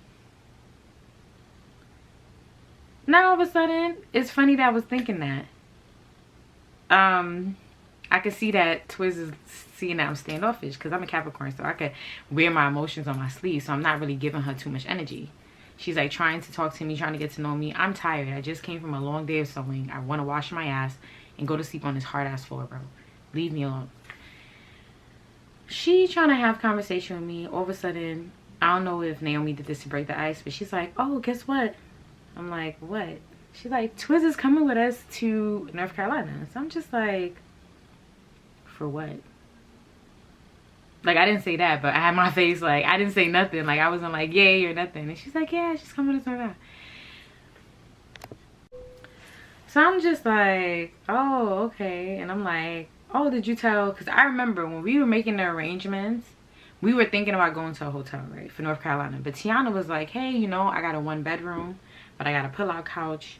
You guys can share that or whatever. Come and stay with me. So when I'm thinking about that type of arrangement that we made with Tiana, I'm like, where is we fitting a whole nother girl? And then, do Tiana even know this girl? You know what I'm saying? Because the way they introduced Twiz is Kurt's god sister or friend, handler, whatever the fuck you want to call her. She's that for him. So I'm just like, that's his people's. And it was to my understanding now, after I've gotten more news about the situation, the whole reason why Tiana and Naomi friendship is sour right now is because of Kurt. Kurt has been a wedge in their friendship for years, to the point where they all had physical altercations. They all had this and that. That's the reason why I know that Tiana and Naomi has something going on, because the way Kurt and Tiana hate each other is like, it's like they fighting over a woman or something. Like, I don't get it. So I'm just like, why would, in my head I'm already thinking, why would Tiana be comfortable with Twiz coming to her house on this trip when that is Kurt's people and these people despise each other? So that's immediately what tuned in. So I didn't talk to Naomi about it yet. Of course, I was gonna wait till Twiz left, and then I spoke to her about it after, right? But before that happened, I'm just like, I have that reaction, no reaction type shit. Like, so they're looking at me to see how I'm gonna react, and I'm just like, oh, I was just like, oh, well, I was like, do we have enough room? Because, you know, Naomi's car is small. So I was just like, girl, how are we going to have enough room for all of us to navigate and stuff like that? And she was like, oh, no, we're going to take freaking Twiz's car now. Like, because it's a bigger car. She has a Jeep, blah, blah, blah. And I'm just like, I don't want to be, I'm more comfortable riding in Naomi's car. I don't want to ride in somebody else's car because I never drove it before. We don't have that relationship. And then now I'm like a backseat driver type shit. Like, and I don't know how I'm going to get to and from. We're moving around in Shorty's car. I don't even know Shorty from nowhere, and she already giving me bad vibes. And she's the peoples of a nigga that I really don't like and don't want to really be intertwined with. So I'm like, it's all just, it's sounding like a sinking ship. Like, it's sounding like it's not for going right? So now, I'm already beginning to think that Twiz was sent on a dummy mission by Kurt. Like, you sent her. You sent Twiz, bro. You sent her to come and spy on a mission because you did not trust. After you got my feel, the feel of who I am, and you realized you were not going to be able to motherfucking control me, you sent in reinforcement. And the reason why I say that is because I missed a little part. Let me change my battery and let y'all know. The reason why I say he sent in Twiz as a reinforcement is because the night after he tried to press me about my Instagram and smoking weed or whatever, the next day when I had came in, the next morning, I remember Naomi being like, oh, well, Kurt wants you to download the prison app because he feels like he doesn't like the way your conversation ended, and he wants to be able to have access to talk to you directly, and he wants everything to go smoothly and whatever. Like, he wants to get to know you, blah, blah, blah. And I'm just like, why do I gotta go through an interview process with your fucking felon boyfriend, bro? Like, what is this about, bro? Leave me the fuck alone. Like, this nigga did not care about me when I was living in my own space, but now that I'm just here for a few fucking weeks, now this nigga's all on my body. Like, get off dick, bro. I got shit going on. And I already know Naomi she definitely was pillow talking all my business to Kurt. I'm pretty sure of that. And it's just, it's so crazy for people to pillow talk your business when, girl, your whole lifestyle with this felon is Virginia's news, bro. That shit is front page Instagram news, bro. Everybody deal with shit. everybody deal with relationship, domestic problems. Like, girl, you've had your own share of it. All your friends have been talking about it. Okay, this man done put his hands on you. This man done had a kid on you. Like, this man has a whole kid who's an infant, and y'all been together for 3 years. And I'm not judging you, because like I said, everybody go through shit. But this man is out here embarrassing you. Y'all worried about my business and who I am, what I'm doing, what I look like, what I'm dressing, what I smoke, what I wear. Don't make no sense. Why is that y'all concern? Y'all got bigger fish to fry, like attorney fees. So now, yeah, she was talking about, oh, he want me to download the app so he communicate with me. I was like, no, none of that. And then who's supposed to be, what fuckery this? Hey, this must be some down south shit, bro, because I ain't never experienced no shit like this on the East Coast. Like, could never, will never. Like, this is some weird shit, bro. And then not only that, you have to pay to be on these apps. You gotta pay to communicate, put your money down. Who the fuck money about to go on here to communicate? And she's talking about, oh, because when I told her no, like, hell no, she was like, oh yeah, because you know, sometimes my phone has issues or I run out of minutes, so if you have it on yours, then me and him can keep talking on yours, blah, blah, blah. Bitch, you're not about to use my motherfucking phone to keep talking. No, this shit, no, bitch. I don't know what this nigga got you on. No, absolutely not. I had told her no. And that's why I felt like he sent in Twiz the next day as reinforcement, because he realized from that point, I'm not going to be able to penetrate this woman. She's an East Coaster. She's a whole different demon. I'm gonna have to send my reinforcements to put some control down. Twiz is probably the one that be watching Naomi everywhere she go anyways. Spying and shit like that on her. Because I remember when I first went down to Virginia and me and Naomi and Elephant went to a party and we was having a good old time and we were twerking. I remember Elephant was gossiping the next day and telling me that that nigga had her head on a fucking swivel for going to that club. Had a head on a stick. Like, I'm just like, girl, you still living at your mom's house. This man did not put you up and set you up with wealth for life. Girl, the dick cannot be that good. It cannot be that good. Girl, you gotta be smarter than that. So, even though we all make stupid decisions when it comes to men, but girl, girls, take your lesson from her. Don't ever, I've been stupid, don't ever be that stupid. So now I'm freaking so now that's why I feel like Twiz was reinforcement, right?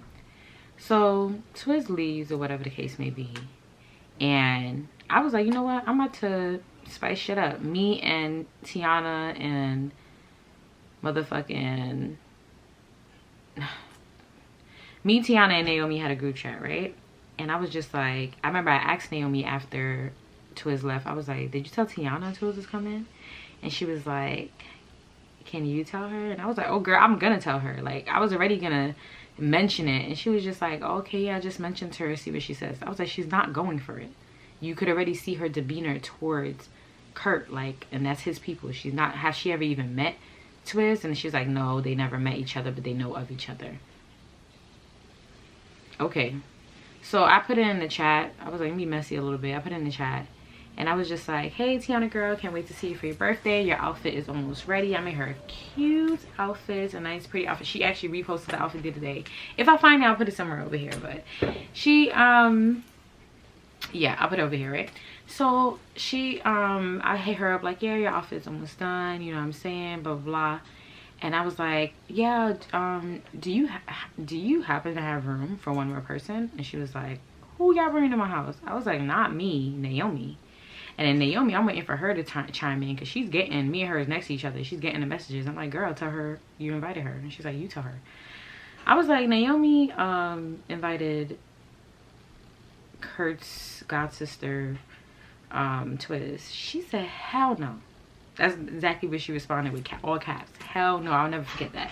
She said, hell no. She's like, why would you even think to bring anybody that's associated with him into my house? Not even that. Why would you think to bring anybody into my house? Like, you know what I'm saying? She's like, the only reason why I'm even allowing Sarah to come is because I like her personality. I met her at the fashion show, you know what I'm saying, blah blah blah. Like, I meshed with her, like, but you already know I'm funny about having people in my house, and I told y'all I didn't have to stay in a hotel. Y'all can just stay with me because I'm comfortable with y'all. And then now here you go, Naomi, putting a whole third person that I'm completely not comfortable with in my home. And you know my situation, you know about me and Kurt, like, you know that's the reason why me and you even don't have our friendship anymore. But like they just started going at it. So all of a sudden Naomi's like, oh, okay, well, we're just not coming anymore. So I'm just like, Naomi, don't do that. That's not fair. Like, that's not fair. Like, that's her birthday. It's not about Twiz. Like, it's not about Kurt. It's not about Twiz. It's about her, and your friendship is her birthday. Don't do that to her. So now Naomi slept on it, and then she told her mom. That's one thing I like about her mom. They talked about everything, right, wrong, or indifferent, whether they agree with each other or not. They talked about everything. So she spoke to her mom about it. Like I said, her mom knows Tiana too, they've been best friends from when they were little, like young. So her mom was like, no, you still gotta go, like, you can't do that to her, whatever. So I suggested, I was like, how about, you know, we just get a hotel, and that way it doesn't, you know, mix up. So she's like, all right, cool, let's do that. We'll just get a hotel nearby. So I'm like, all right, cool. So we proceed to go on a trip. So I'm talking to Tiana on the side, you know, about her dress, and then occasionally she'll be like, I still can't believe Naomi's bringing that girl, but I don't want to, like, tell her Naomi's basically giving Tiana that vibe where it is, if she can't come, then I'm not coming type shit. And Tiana's basically like, well, I want her to come, so I'm just gonna bite the gun and just deal with it, but the girl's not coming in my house, and she's not this, she's not that. So I was like, I respect it. So I'm like, I don't know how that's gonna work out, because how are we gonna be on a girls trip, a road trip? Everything is awkward now because we have this one spy. Bitch, you're a spy, you're a handler, you're a motherfucking mole. We got this mole who was sent in to kill the vibe, bro. And me and Tiana was already talking about, we drinking, we go to a strip club, we smoking, all that. We trying to have a good old time, you know what I'm saying? We got this mole working for the Messiah in the equation. And then we got Naomi, who serves the Messiah, who looks like she's under some type of fucking witch spell, like her mom said she was. Like, it was just a lot going on. I was like, I thought my problems was a lot. It's a lot. It's a fucking lot. So we head on this road trip, y'all. We head on this motherfucking road trip. I would never forget, bitch. Twiz had me fucked up, okay? So the morning of the road trip, y'all, I'm a person, I like to travel comfortably. I do not like to dress up and do all that hoopla to get on a plane. If I'm going on a plane, I'm going with my hair in a ponytail, a sweatsuit or something, two-piece set, comfortable suit, my coat, my sneakers, my motherfucking Crocs, whatever. I like to travel comfortably. I'm not on a fashion show. Unless I need to go somewhere and be ready, I'm traveling comfortably, especially if it's a long flight. When we have a 4-hour ride. I woke up, I showered. I forgot what I put on something I had. I told you I didn't have a lot of clothes with me. A lot of my clothes was back at the house. Put on something. And I wasn't dressed up. I was just ready for the road. Here comes Twiz. She come to pick up me and Naomi because now we're going in her Jeep. And she's just standing there. She came mad early. Like, girl, we were supposed to leave at a certain time. The girl was there like a whole 2 hours before. Like, so now she had to be there in the way while we're getting ready, packing, and trying to go. So when we getting ready to leave, I just see her watching me. So I'm ignoring her. Right when we were about to walk out the door, Naomi's like, everybody ready? She's like, you going like that? To me. I'm like, Twiz. She said that to me. I'm like, bitch, yes, the fuck, how else am I going? She's like, you can't walk with me looking like that. I'm like, bitch, fuck you. The fuck you think you is, bitch? Do you know who the fuck I am, bitch? Bitch, I'm a fashion motherfucking queen. Been fashion queen and been long time, bitch. You can never, and you should, bitch, a girl like Twiz couldn't hold a motherfucking, she couldn't hold a motherfucking, can't light to my candle, whatever the saying is, she couldn't hold it. How dare you bitches like that, you don't even need to explain shit to, bitch, because you, bitch, you could never. Bitch, you can never, bitch. This bitch look like she shopped at a Charlotte Russe every day of the week. No offense to Charlotte Russe, but girl, you're not even Shein level, bitch. At least Shein got some style, bitch, because I shop Shein. Like, girl, you got no type of style, girl. You are the southern as it get. bitch. The hillbilliest of the hillbilly, bitch. I've seen you in pictures. I've seen all that, bitch. You don't nothing, girl. The fuck. So I'm like, girl, why are you worried about me? Like, oh, at least put some edge control on your edges. Like, your hair is a mess. And like trying to check me. And then she tried to joke it off. I'm like, girl, don't piss me off. We don't know each other like that. I don't play with people like that. Like, I had to check her. So Naomi came and intervened. Like, oh no, you guys, let's not start off the trip. Like, she's like, I'm just joking. I'm just saying. I'm just joking. I'm just saying. Which one is it, bitch? You're joking or you're saying? But guess what? Either way, I don't give a fucking my dick, bitch. This is how I'm going, bitch. Fuck you, bitch. You can never. Is you kidding me? You can never. Is you shitting me? Mind you, I'm minding my business, bro. I'm minding my business, bro. Then as we walking out the door, we get to the car. She's like, oh, I just want to say, you know, no smoking in my car. Bitch, I would never smoke in somebody's car without asking them first. You get what I'm saying? And who the hell told you I smoked? And Naomi's supposed to be on a non-smoking bitch. I know she not telling you that she smokes, or you're gonna go tell her warden. So why are you just assuming that I'm about to light a spliff in your car? Just disrespectful ass behavior, bro, from the rip. So now we on this road trip. I slept the whole way. I don't give a fuck, girl. I'm not driving your car. You didn't offer me to. I didn't ask. You and Naomi can share that drive. I'm in the back here sleeping. Wake me up when we get there, because I don't want to interact with you Bible thumping hypocrites. Because they were playing motherfucking church music the whole time. I got nothing from church. Nothing against gospel. But girl, this is not the road trip I signed up for. But it's just depressing as fuck, bro. And then guess who was on the road trip with us? Kurt. Virtually. On the phone. Virtually. On the phone. He was on the whole road trip. So I slept. I remember when I got there. We finally got there. They woke me up. So it's talking about, you slept the whole ride. With an attitude. Like, I was like, so what do you want me to do? Stay up and look at you? In the road? She's like, you could have just, you know, stayed up with us. Like, I'm like, bitch, it's you and fucking Naomi and Kurt in a whole conversation in the front row, bitch, that I don't want to be a part of, bitch. The fuck? Leave me alone. Mind you, she was getting on my motherfucking nerves. She was so concerned. Like, I would spot Twiz just staring at me randomly all the time. All the time. So now we get, the first stop we make before we go to the hotel is we get to freaking Tiana's house. When we get to Tiana's house, we go in there. You know, Twiz is not allowed, so she's staying in the car. That's, I'm like, why are you even on this trip, bro? This shit is awkward. Fucking Kurt is on the phone the whole time with Naomi, and I had to warn Tiana. I don't give a fuck. I warned her, because when we in the car, here you go fucking Kurt talking about, oh, like Naomi's about to leave her phone in the car, and we was about to go in real quick and just say hi to Tiana and then go check in our hotel.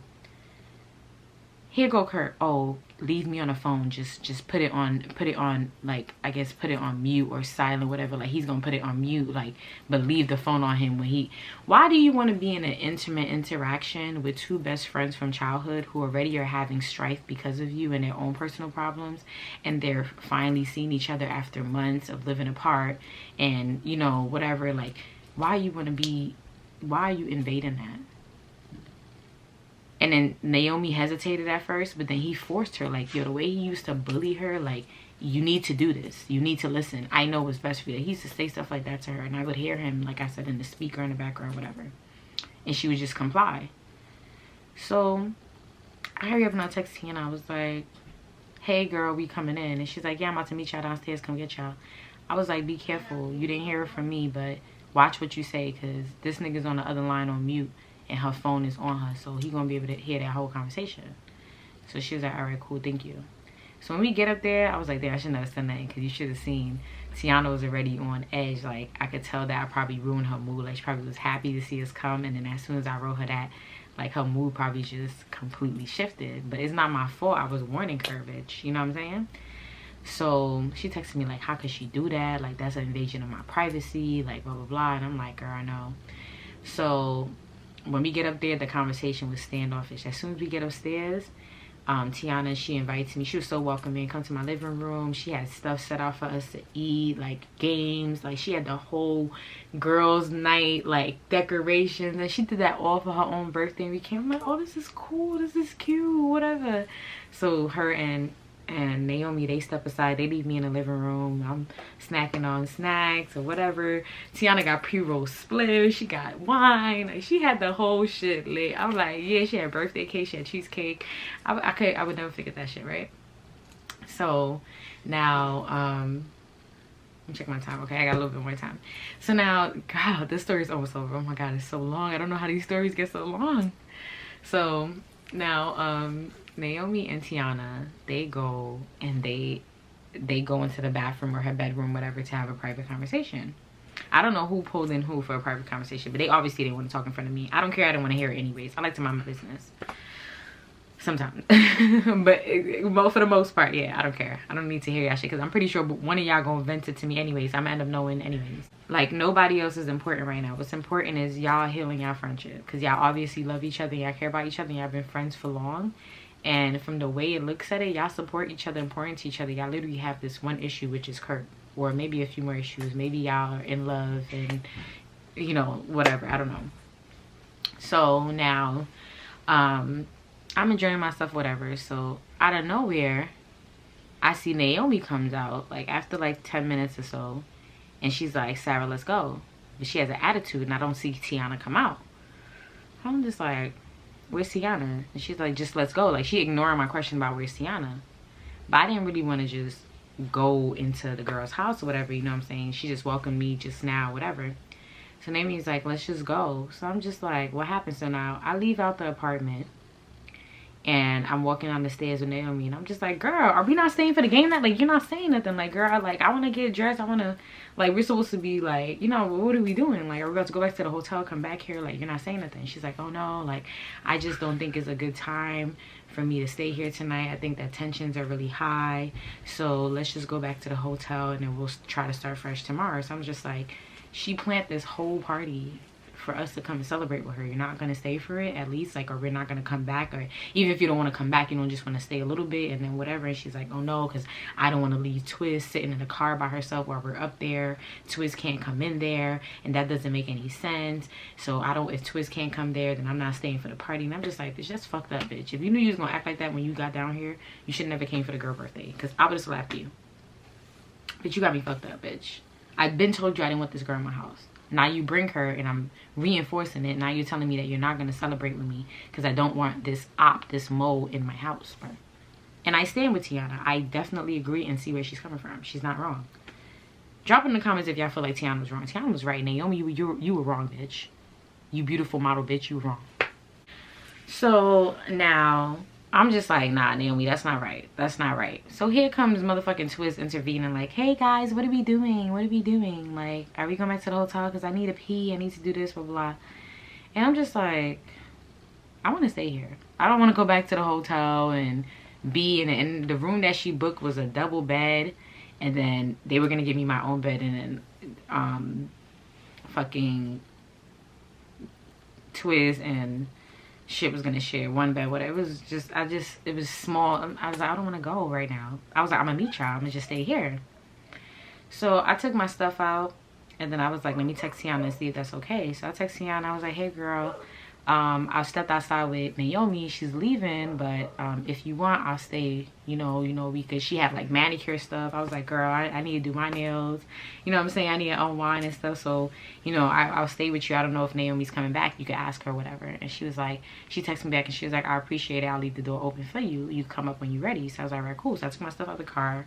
Told Naomi later. Told Twiz, bye, bitch, deuces. And then went upstairs. When I got upstairs, I opened the door, put in my stuff. I'm like, girl, it's party time. I'm excited. Like, blah, blah. I'm like, fuck them. They don't want to come back, whatever. And Naomi talking about she don't know. She might come back. She not saying no. But it looked like she was saying no. And she definitely didn't come back. So when I get there, I don't see Tiana nowhere. So now, after a couple of minutes, I'm like, this is awkward. Maybe I should go search for her. So now I go in the house. I'm searching for her. Never been in a house before. I'm searching. Her house is beautiful. Beautifully decorated, everything. I find her in the bathroom crying. She's on the bathroom floor crying. I'm not talking about no regular tears. I'm talking about, like, you ever see somebody hurt in pain? Like, you ever been hurt that it feel like somebody physically cut you? Like, she was boo-hoo crying. And I just sat down next to her like, are you okay? Like, I'm trying to just comfort her.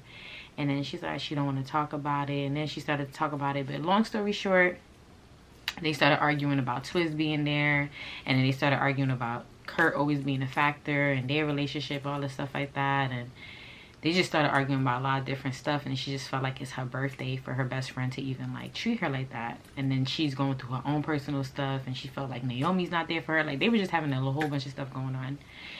And then she was just boohoo crying. I felt so bad. And remember, I was already going through my own stuff.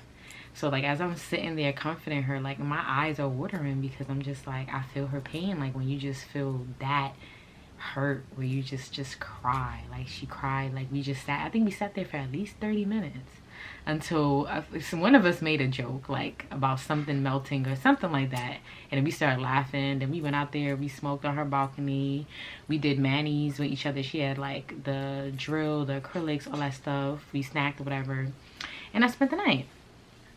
Next morning, now we're supposed to be, you know, planning, like according to Naomi, you were supposed to be planning Tiana's birthday dinner and her outing and all that stuff, but I'm not hearing from Naomi at all. So I'm like, the fuck? Like, so I'm calling her, she's not answering. So when she finally called me back, I'm like, hey, what's up? It's like 11 o'clock, and she's like, hey, whatever. I'm like, what you doing? Like, I thought we were supposed to be planning Tiana's like little surprise dinner, whatever.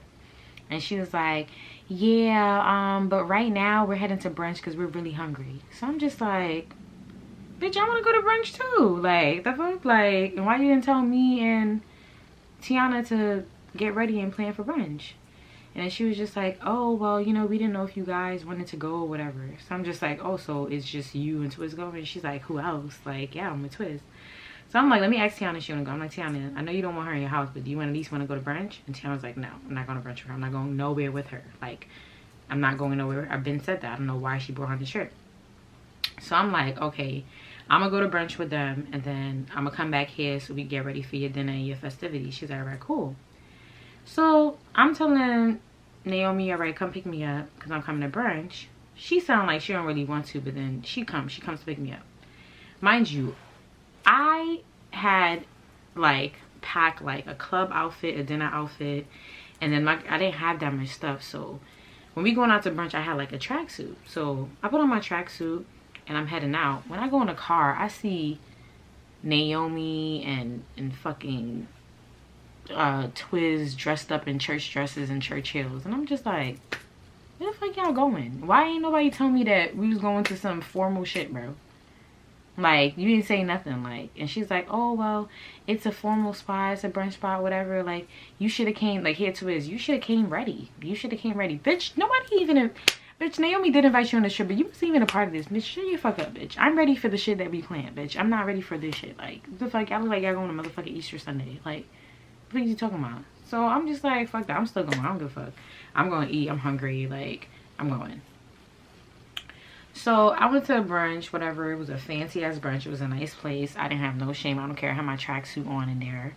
And Twiz kept making it seem like, oh, like, I remember one time she was just, one time the waiter came over and she was just like, yeah, you know, are we in dress code? Like, bitch, you know you in dress code. You know I'm the only one not in dress code. So I turned to her, I was like, girl, do you feel like you're not in dress code? And she was just like, girl, I'm asking for all of us. No, bitch, you're asking for me, and you're making a big deal out of nothing, because they would never let me sit down and eat if they felt like there was something wrong with my dress code. Matter of fact, there were other white people, Indian people who had on tracksuits too, bitch. It's always black people that's trying to do the most. They don't care. Relax. Me and Twiz, we had static the whole trip. Like, because every time she did some weird shit or said some weird shit, I would check her. Like, don't think I wasn't checking her. I was checking her. And Naomi always had to come in and make peace. I used to always tell her, I was like, mind your business. I was like, why are you always in people's business? I was like, I just met you and you've been in my, I remember I told her at the brunch table, I was like, I just met you and you've been in my business every moment. Like, I'm not understanding why you're so, she's like, I'm just observant. I'm just like, the bitch wanted to get slapped so bad. Like, she wanted to get slapped. So now we leave the brunch spot. They dropped me back off at Tiana's house. So yeah, I never end up going to that hotel. Cause I like, for what? Like, I don't want to stay here with y'all. Y'all blowing minds. Naomi, you're violating Tiana. It's literally the day of the brunch is literally Tiana's birthday, bro. It's literally Tiana's birthday. We're at brunch without her. Tiana's at home. You missed her little slumber party last night. that she worked hard to decorate that. That wasn't no little decoration, bro. You know what I'm saying? So I go back to Tiana's house, and I gotta work on fitting Tiana's dress, fitting her outfit onto her. I'm not really too worried about Twiz and Naomi, because I'm still gonna go out with Tiana tonight. And I told Tiana that. I was like, whether Naomi, she's like, oh, I don't think Naomi's gonna come. I don't think her boyfriend's gonna let her come. I was like, whether he let her come or not, I'm gonna come out with you. I'm gonna celebrate with you. I made your dress. You look nice. We outside. So it's time to get ready to go out for Tiana. So I'm calling and texting Naomi. Tiana's like, she's not going to call and text her because she's not going to beg her. How you drive all the way down here and I still got to beg you. I begged you to come down here and now you down here and I got to beg you to come out with me. So I was just like, all right, cool. I'm going to call her and text her. So here come Naomi. First she said she was getting ready and she's about to be on her way. And I was assuming that Twiz was going to stay at the hotel. Then an hour later, we waiting on her, bro. We smoking everything. We call her back. She's like, oh, I think that I'm gonna just stay in because something I ate, I'm not feeling well, blah blah blah, but you guys go, you have a good time. I said, you serious? She's like, yeah, just let Tiana know for me. And then she just hung up type shit. And I'm just like, why the fuck I gotta let Tiana know, bro? Why you can't at least tell her that you're not coming? And if you knew you weren't coming an hour ago, bitch, we could have got a head start on the night. So now I told Tiana, I just told her straight up. I even milk it. I said, she said she's not coming. Tiana's like, I knew she wasn't coming. Let's go. So me and Tiana, I could tell Tiana was hurt. But because she already had, mind you, she looked tea. Like, she looked like Tiana. She had the blonde hair. She had her outfit done, makeup done. She was looking mad nice. I was like, fuck it. I'm going to take your pictures for you, girl. Like, we going to go out. We going to have us a good time. I know it's just the two of us. Show me Charlotte. Let's have a good time. Whatever. Me and her went out that night. First, we went out to eat at some, like, place, but we only had appetizers because the kitchen was closed. We stepped out late, and after that we went to some club, and then she had a whole section. That's why I felt bad for her, because she paid for a whole section, had her balloons, had everything, and it was just me and her in the section. I mean, after a while we started letting some people come in, but then it's just, we didn't know them. It was just, you know what I'm saying, it was just, remember, she's new out in Charlotte too. She don't know nobody out there. So, but I could tell that, like, even though she tried to have a good time, she looked beautiful. I try to support her the best I can. Mind you, I'm going through my own shit. I'm in my own depression. But I had to step out of that depression because I seen somebody physically in real life going and dealing through something. I was empathetic. I could feel her emotions, and I felt so bad for her because I'm sitting here witnessing what's going on, and there's nothing I can say or really do. Like, it's not my relationship to salvage. It's not my situation to have input on, but I can see who's wrong. You know what I'm saying? From perception wise, which is Naomi. I'm pretty sure y'all would agree. We wasn't staying there long. We was just staying 2 nights, 3 days. So now we went through the first night. Like I said, Naomi didn't come to the summer party. Second night, she didn't come out.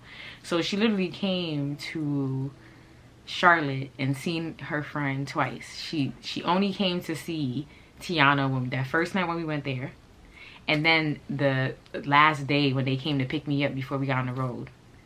And Tiana was so mad that when Naomi came upstairs to say bye to her, she didn't answer the door. Like, I was already waiting for them downstairs. I said bye to her and everything. Me and her had breakfast together.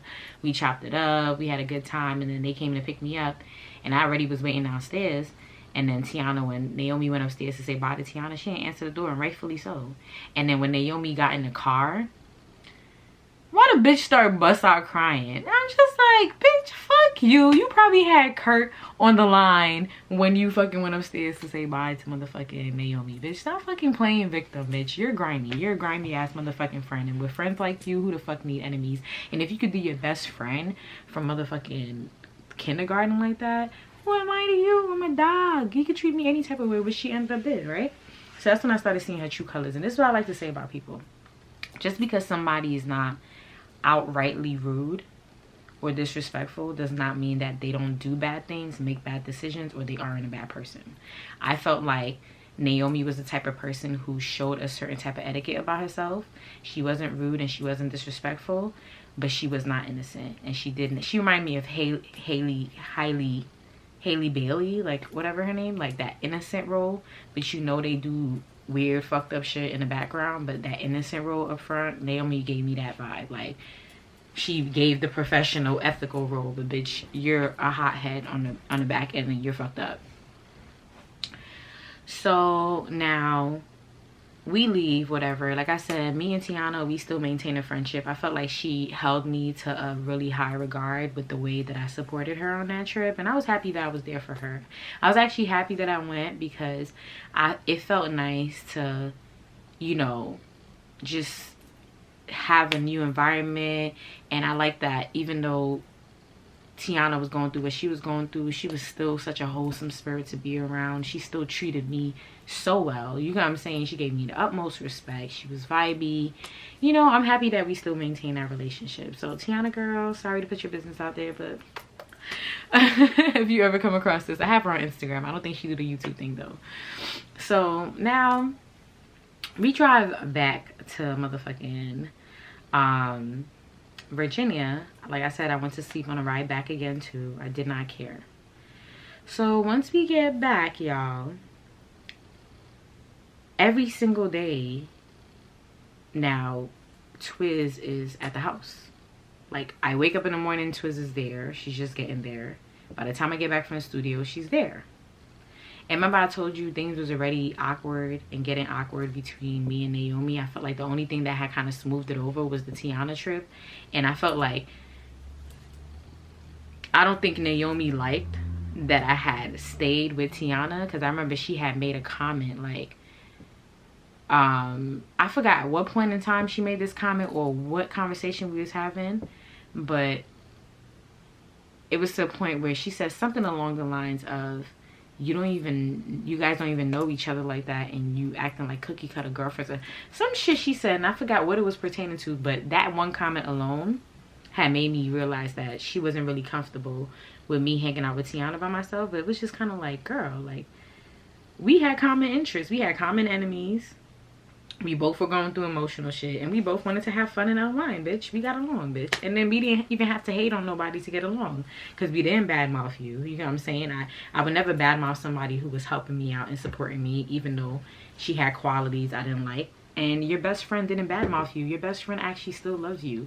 And you should be lucky, Naomi, to have a friend like Tiana, because even after you treated her, she cried to me and told me that she still loves you so much, and she willing to forgive you. She just need her time and stuff like that. You know what I'm saying? When we come from the East Coast, bitches would have slapped you in your face already.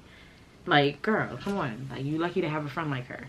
So, she could have spilled all your tea to me, and she did not. She still held you to the utmost integrity, respect, friendship, all that, even though you were being fucking brat and a bitch who was fucking sucking the dick of your messiah. Like, the fuck. So now we get back to Virginia. Like I said, Twiz is there every day, and Naomi, she's getting more and more like distant. Like, she went right back to getting distant with me, but even more than before. So one day I already felt like the energy was off, because that morning, usually I say good morning to her, she said good morning to me, but that morning I said, hey, good morning, Naomi, and she didn't really say anything. She was on the phone with, you know, the Messiah, and I'm just like, do she not hear me? The fuck? And I think I said it again, and she still didn't answer. She just kept on my conversation. So that day I wasn't going to the studio. So after I made breakfast, I'm sitting out eating. Naomi, she asked me, she was like, hey, can I talk to you for a second? And I was like, what's up? And then she was just like, oh, you know, I just wanted to know, like, how are things going with, like, you know, you being in Virginia, and what do you kind of plan on doing or whatever. I think it was, now it's like at the 5-week mark. I've been there like a month and 1 week. I was like, well, you know, I'm looking for somebody to sell my studio space to, and I have prospects, and I already have worked that out with transferring my lease with the tenant, like with the landlord. She was okay with that. I was working on finding somebody. I had found 2 people who was willing to take it, all that stuff.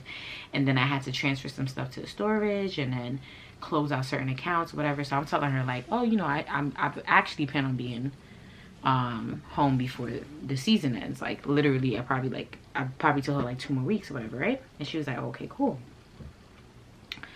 So the next day I went to work, and I get a text message, and it's from Naomi, and she was like,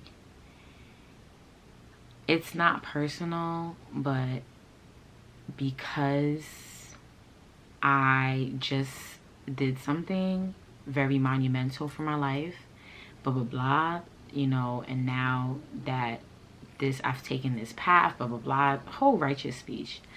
Long story short, y'all, while I was at work that day, why Naomi, against better judgment, against everyone's fucking advice, against her father, against her mother, against all her friends, she found her way down to the courthouse and she got married to Kurt.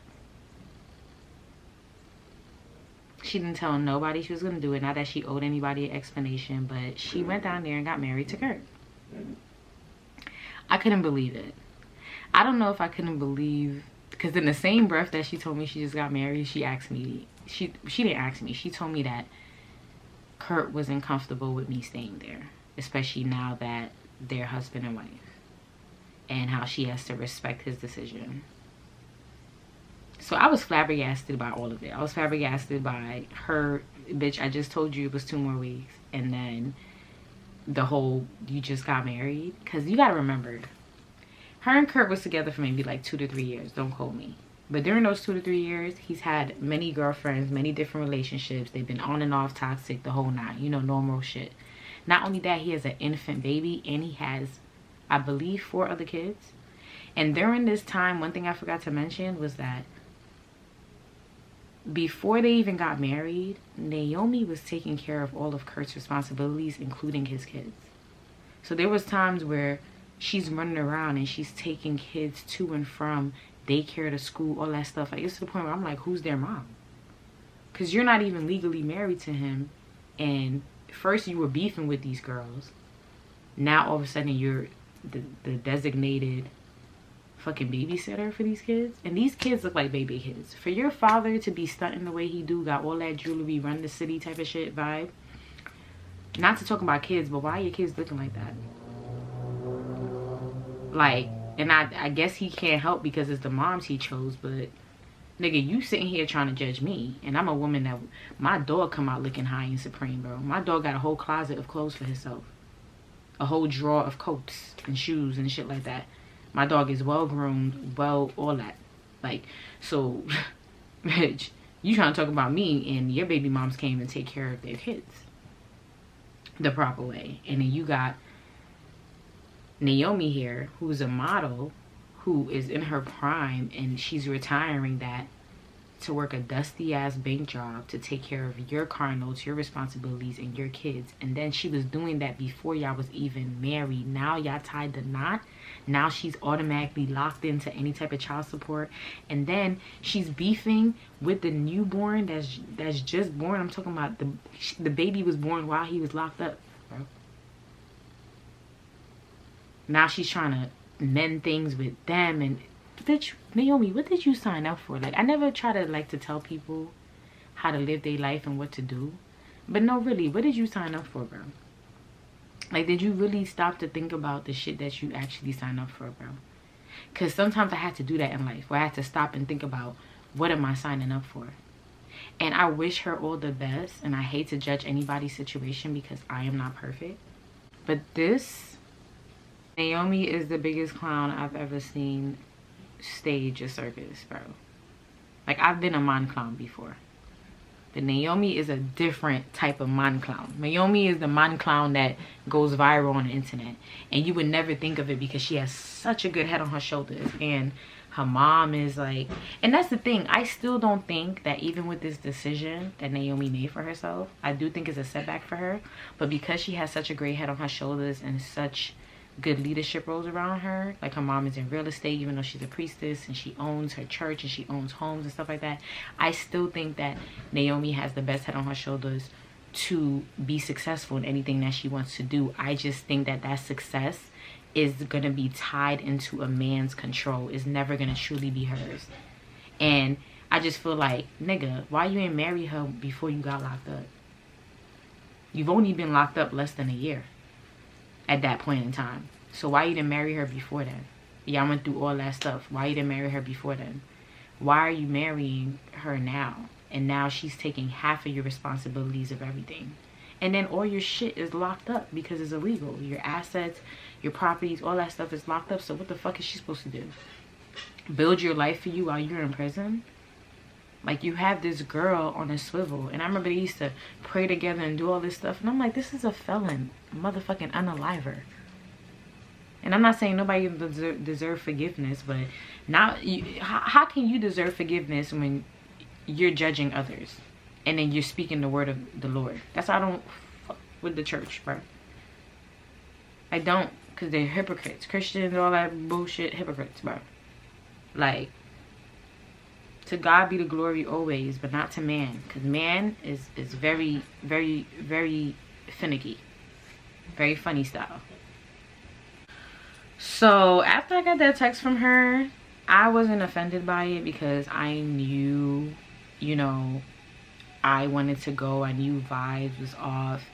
I felt unprotected. I felt lost. I felt depressed. I felt like I needed to go back to New York, take my L's, and just go restart my life. You got to remember, as much as I wanted to stay in Virginia and have some type of motion, I wasn't strong enough mentally and emotionally to do it. Of course, I had the skill set, and, you know, I didn't have the ambition though. Like, you know what I'm saying? Like, everything was just broken inside of me, and I needed to come back to where I know, and my, not per se my comfort zone, but in a sense to somewhere where I can thrive and try another mission again. Like, you know what I'm saying? And it was sad because I left a lot of clientele out there who really was happy about me being out there, and it was a stepping stone for me. But I really felt like I don't feel bad for a lot of the things that happened to me. Like, as embarrassing and as weird and as traumatizing as it was, I felt like I needed to go through those things to be the person I am, because I'm never gonna go through anything like that again. You know what I'm saying? One and done. It happened. I learned, definitely took my L's, took my lessons, took my losses, took my lessons, all that. And it taught me a lot, because there's a lot of things that I learned that work for me now in life as far as my decision making goes that I wouldn't have learned had I not gone through that situation with all those different people in Virginia, from my boyfriend to Naomi to Elephant to different men freaking thinking they could attack me, like all of this weird shit, you know what I'm saying? So after she told me that, I just texted her okay. That night I told her I wasn't really gonna come back. You know, I was gonna spend the night in the studio because I had a lot of work to do. So I'm gonna just pull an all-nighter in the studio, and I was like, tomorrow morning I'll come and get my stuff. And she was like, no, I wasn't saying now, I didn't say you have to do it tomorrow, but you know, I know you said 2 weeks, so I guess in 2 weeks. And I'm just like, why would you have to tell me this again if me and you had already had the conversation about in 2 weeks? So the fact that you even bring it up in a whole text with a whole declaration about your marriage and shit like that, and you bring it up again, that obviously means sooner than 2 weeks. So if it's sooner than 2 weeks, I'm not gonna sit here and milk out my days. I'd rather milk my days in a fucking hotel. Like, at that point, I had invested a lot of money, but I wasn't broke. You know what I'm saying? Like, I just was trying to manage my money a little better just to get everything I need to get done. But I could spare a little something and go stay at a hotel. Like, it's not that deep until I finish all my duties.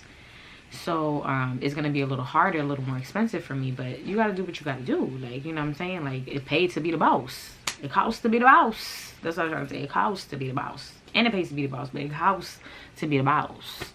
So I learned that a long time ago. So I'm never willing to dish out a little extra just to make sure I'm good and I can pour into myself and get myself to the next level. You know what I'm saying? So I'm like, no, it's fine. Like, you know, I can go tomorrow or whatever. And she was like I said, you don't have to, right? So now the next day I get there. She wasn't there. The mom opened the door for me, whatever. And then I start packing. And the mom was like, you know, she's telling me she making dinner, whatever, blah, blah. And then I was like, oh, I'm not going to be here because I'm about to take all my stuff into the storage. I had already called, situated my stuff, whatever. And I didn't have much stuff there. But remember, at that point, I just said I might as well take a storage out because I don't want to take my stuff from her house, bring it to the sewing studio. Remember, it was like a space with multiple artists. I didn't want it to look weird like that, like I'm bringing in my home stuff in here, and I had my own situation going on with Elephant in there and stuff like that. So I was like, I might as well just rent it one time now. So all my stuff go there, so I can get my stuff from the house and my stuff from here, just put everything in one place and then do one big move back. So I'm packing up or whatever the case may be, and I had already set up everything, like the car, the truck, all that stuff like that. Not a truck, but I think I had like a minivan, like one of them small U-Hauls come get me, right? So her mom was like, where you going, whatever, and I'm just like, oh yeah, you know, like I'm just leaving, whatever. She's like, you going back to New York or what? Are you ready? Like, did you situate, whatever? I said, no, I'm gonna go back to New York in 2 weeks, but right now I'm just moving everything, whatever. And she's like, oh, so you still gonna stay for dinner? I was like, no, I'm not gonna be here, whatever. She's like, where you going or whatever? And I'm just like, I probably go stay at, I think I had booked some spot not too far from there, and I had booked it for the next like 7 days. And then she's like, why would you do that? Like, and I was just like, well, you know, Naomi didn't tell you? Why I said the girl name. I was like, Naomi didn't tell you? And she was just like, he to do what? She went from priestess to black mama crazy. Like, literally. She said, first of all, I pay my bills in my house. Naomi's living under my roof. I've been paying her bills from when she's a baby. She don't gotta take care of no bills. All I ask Naomi to do is to just pour into herself and be the best version of herself. You know, I asked her to bring you here to stay. I wanted you to stay. When she came to me and told me what was happening with you, I told her to bring you here. I wanted you to be safe. So, and I told you my doors are open to you until you are ready, until you are good, blah, blah. And I'm just like, no, it's okay, don't worry about it. Like, it's time, like, it's been time. You know, I've been planning to get things situated. I just, you know, needed time to break this down. I'm just gonna take some losses, you know, whatever I can't recoup, it is what it is. But I just want to, you know, get back to myself. Like, you know, I was at a point in my life where I used to look in the mirror and I was like, gosh, you're ugly. Like, you're ugly, you're unsuccessful, you, like, I really thought bad, negative things about myself. I thought I would, like, that was the point in time where that's how I knew I was depressed, because I was looking in the mirror and I saw an ugly person, and not just ugly physically, but like inside and out. And I saw a failure. I saw all these negative things about myself, and I wanted to get back to me, you know what I'm saying? So I was just explaining that to her and stuff like that. And I remember she prayed with me, and then she was like, I don't want you to leave. I don't think you should leave yet. You know, I just think that you should take your time before, you know, New York is a big city, before you just dive back in, blah, blah. And I was just telling her, like, girl, too much has happened out here. These people out here are stressing me out. They're not allowing me to just heal. You know what I'm saying? I got hating ass designers and their boyfriends attacking me because other people want me to make stuff for them. I got this guy from jail attacking me just because I make, I guess, bikinis on Instagram and want to smoke some weed. Like, I can't. I gotta get out of here. I gotta get out of here. So I remember when I was leaving, I was packing. I remember you know, Naomi came back, and then she asked me, like, oh, you know, do you want the stuff back that you designed for me? Like I said, I was giving her designs, making her designs and stuff, and I was like, girl, you could just keep it. Thank you for everything you did for me. Like, I ain't gonna lie, I gave her a cold ass goodbye. Like, it was you can keep it, but thank you for everything and bye. Like, I gave her mom a warm bye, but her, I definitely gave her a cold bye. And it wasn't like I wanted to, like, have an attitude with her, but, like, I just felt like, damn, girl, if you were gonna treat me that way, you really didn't have to help me. And that was the same situation. And it was like the same situation I had with Elephant. That's what I was saying before my camera died. Like, if you weren't going to help me wholeheartedly, then you should have just left me where I was at. I just felt like I could have saved myself the embarrassment if you would have just let me I would have took my L and paying for like a short stay than to have dealt with people just treating me like that because you're helping me, if that makes sense. Like, I just feel like if you're gonna help me with that type of tone and energy, then just don't help me. Like, you feel me? That's just how I felt. But I still appreciated it. Like, that's how I said, like, it was a fucked up situation, but nevertheless, I still got the help that I needed. And look at me today. Like, I went from being close to unaliving myself, like on the verge of, like, you know, like, and I have so much ambition, so much drive, so much going for myself now. Like, I'm happy, I'm thriving, my weight is up, you know, my business is thriving, my goals are thriving. What more can I ask for? I have resources, I have a home, a roof over my head, I have family, I have support, I have love. Like, there's just a lot for me to be thankful for, so much for me to have grace for. Just looking back at that time in my life, despite all the drama, just thinking about all the things that I should have been thankful for, and I was just stuck in my depression and stuck in what I was going through and not understanding how I had health, I had life, I had so much just waiting for me, and I almost just destroyed that over a man. Like, but nevertheless, y'all, this story took so many twists and turns because it involved my business, it involved other people's business. As far as Naomi go, me and her, we never spoke after that. I had did the follow unfollow, like I blocked unblock hers just so that we aren't following each other anymore on social media. And I never heard from her. She never heard from me. I did speak to her mom once or twice when before my phone number changed and my phone changed and I lost contact with her, because I had checked in with her. Her mom used to check in with me, and it was just a road. It was a road in my journey, and it was what it was. Am I mad about the way things happened? I was at some point. At one point I was upset because I felt like, how could you cheat me like that? But I also had to understand, it's kind of like, girl, like, you literally can't control how people treat you, but you can control where you place yourself.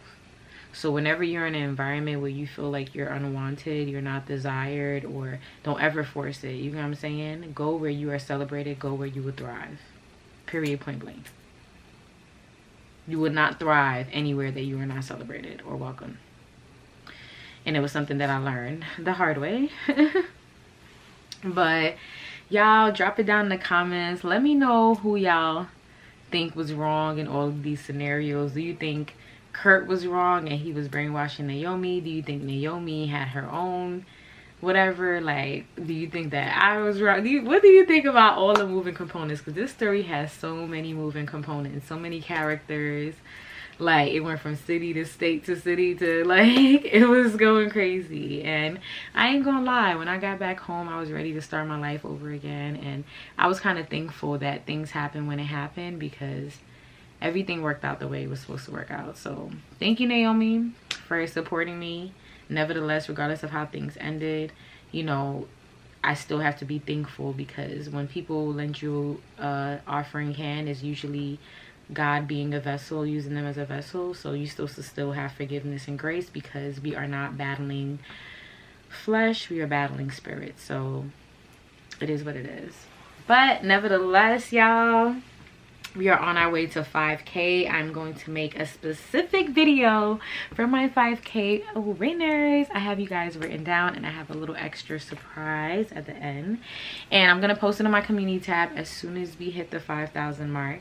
And I just want to say thank you to you guys. Thank you to my Haras dolls. Thank you to all my new subscribers for tapping in. And y'all, I got the fashion content coming, okay? I'm about to come through with the fashion content, with the fashion pieces. That's why I'm having you guys do a lot of polls this month and next month. I want to see your take on different things, because I am working and I just can't wait to share with you guys what I have going on. And like I said, you guys keep me thriving. Like, you guys comment all the time. I answer every single last one of your comments. I keep the conversations going, and just being able to communicate with you guys is what keeps me with a smile on my face. I'm not even gonna cap. I'm not even being facetious or cheesy, but I love y'all like I love cooked food. No cap. So I just want to leave you guys off with saying the year has just started. Make sure you make the best of all your days. Take everything one task at a time, one day at a time, and never be too hard on yourself, okay? Allah is leading, he's guiding, and you are following, okay? Make the best decisions, use your gut, use your intuition, love on yourself, and be thankful always, okay? And I'm gonna leave you guys off by saying like, comment, and subscribe to my channel. And if you're not gonna do what, anything else, make sure you do what? Pour into yourself. Pour into your motherfucking self. Stay safe out here. Haras dolls, I love y'all. I'll see you guys in the next one. Bye.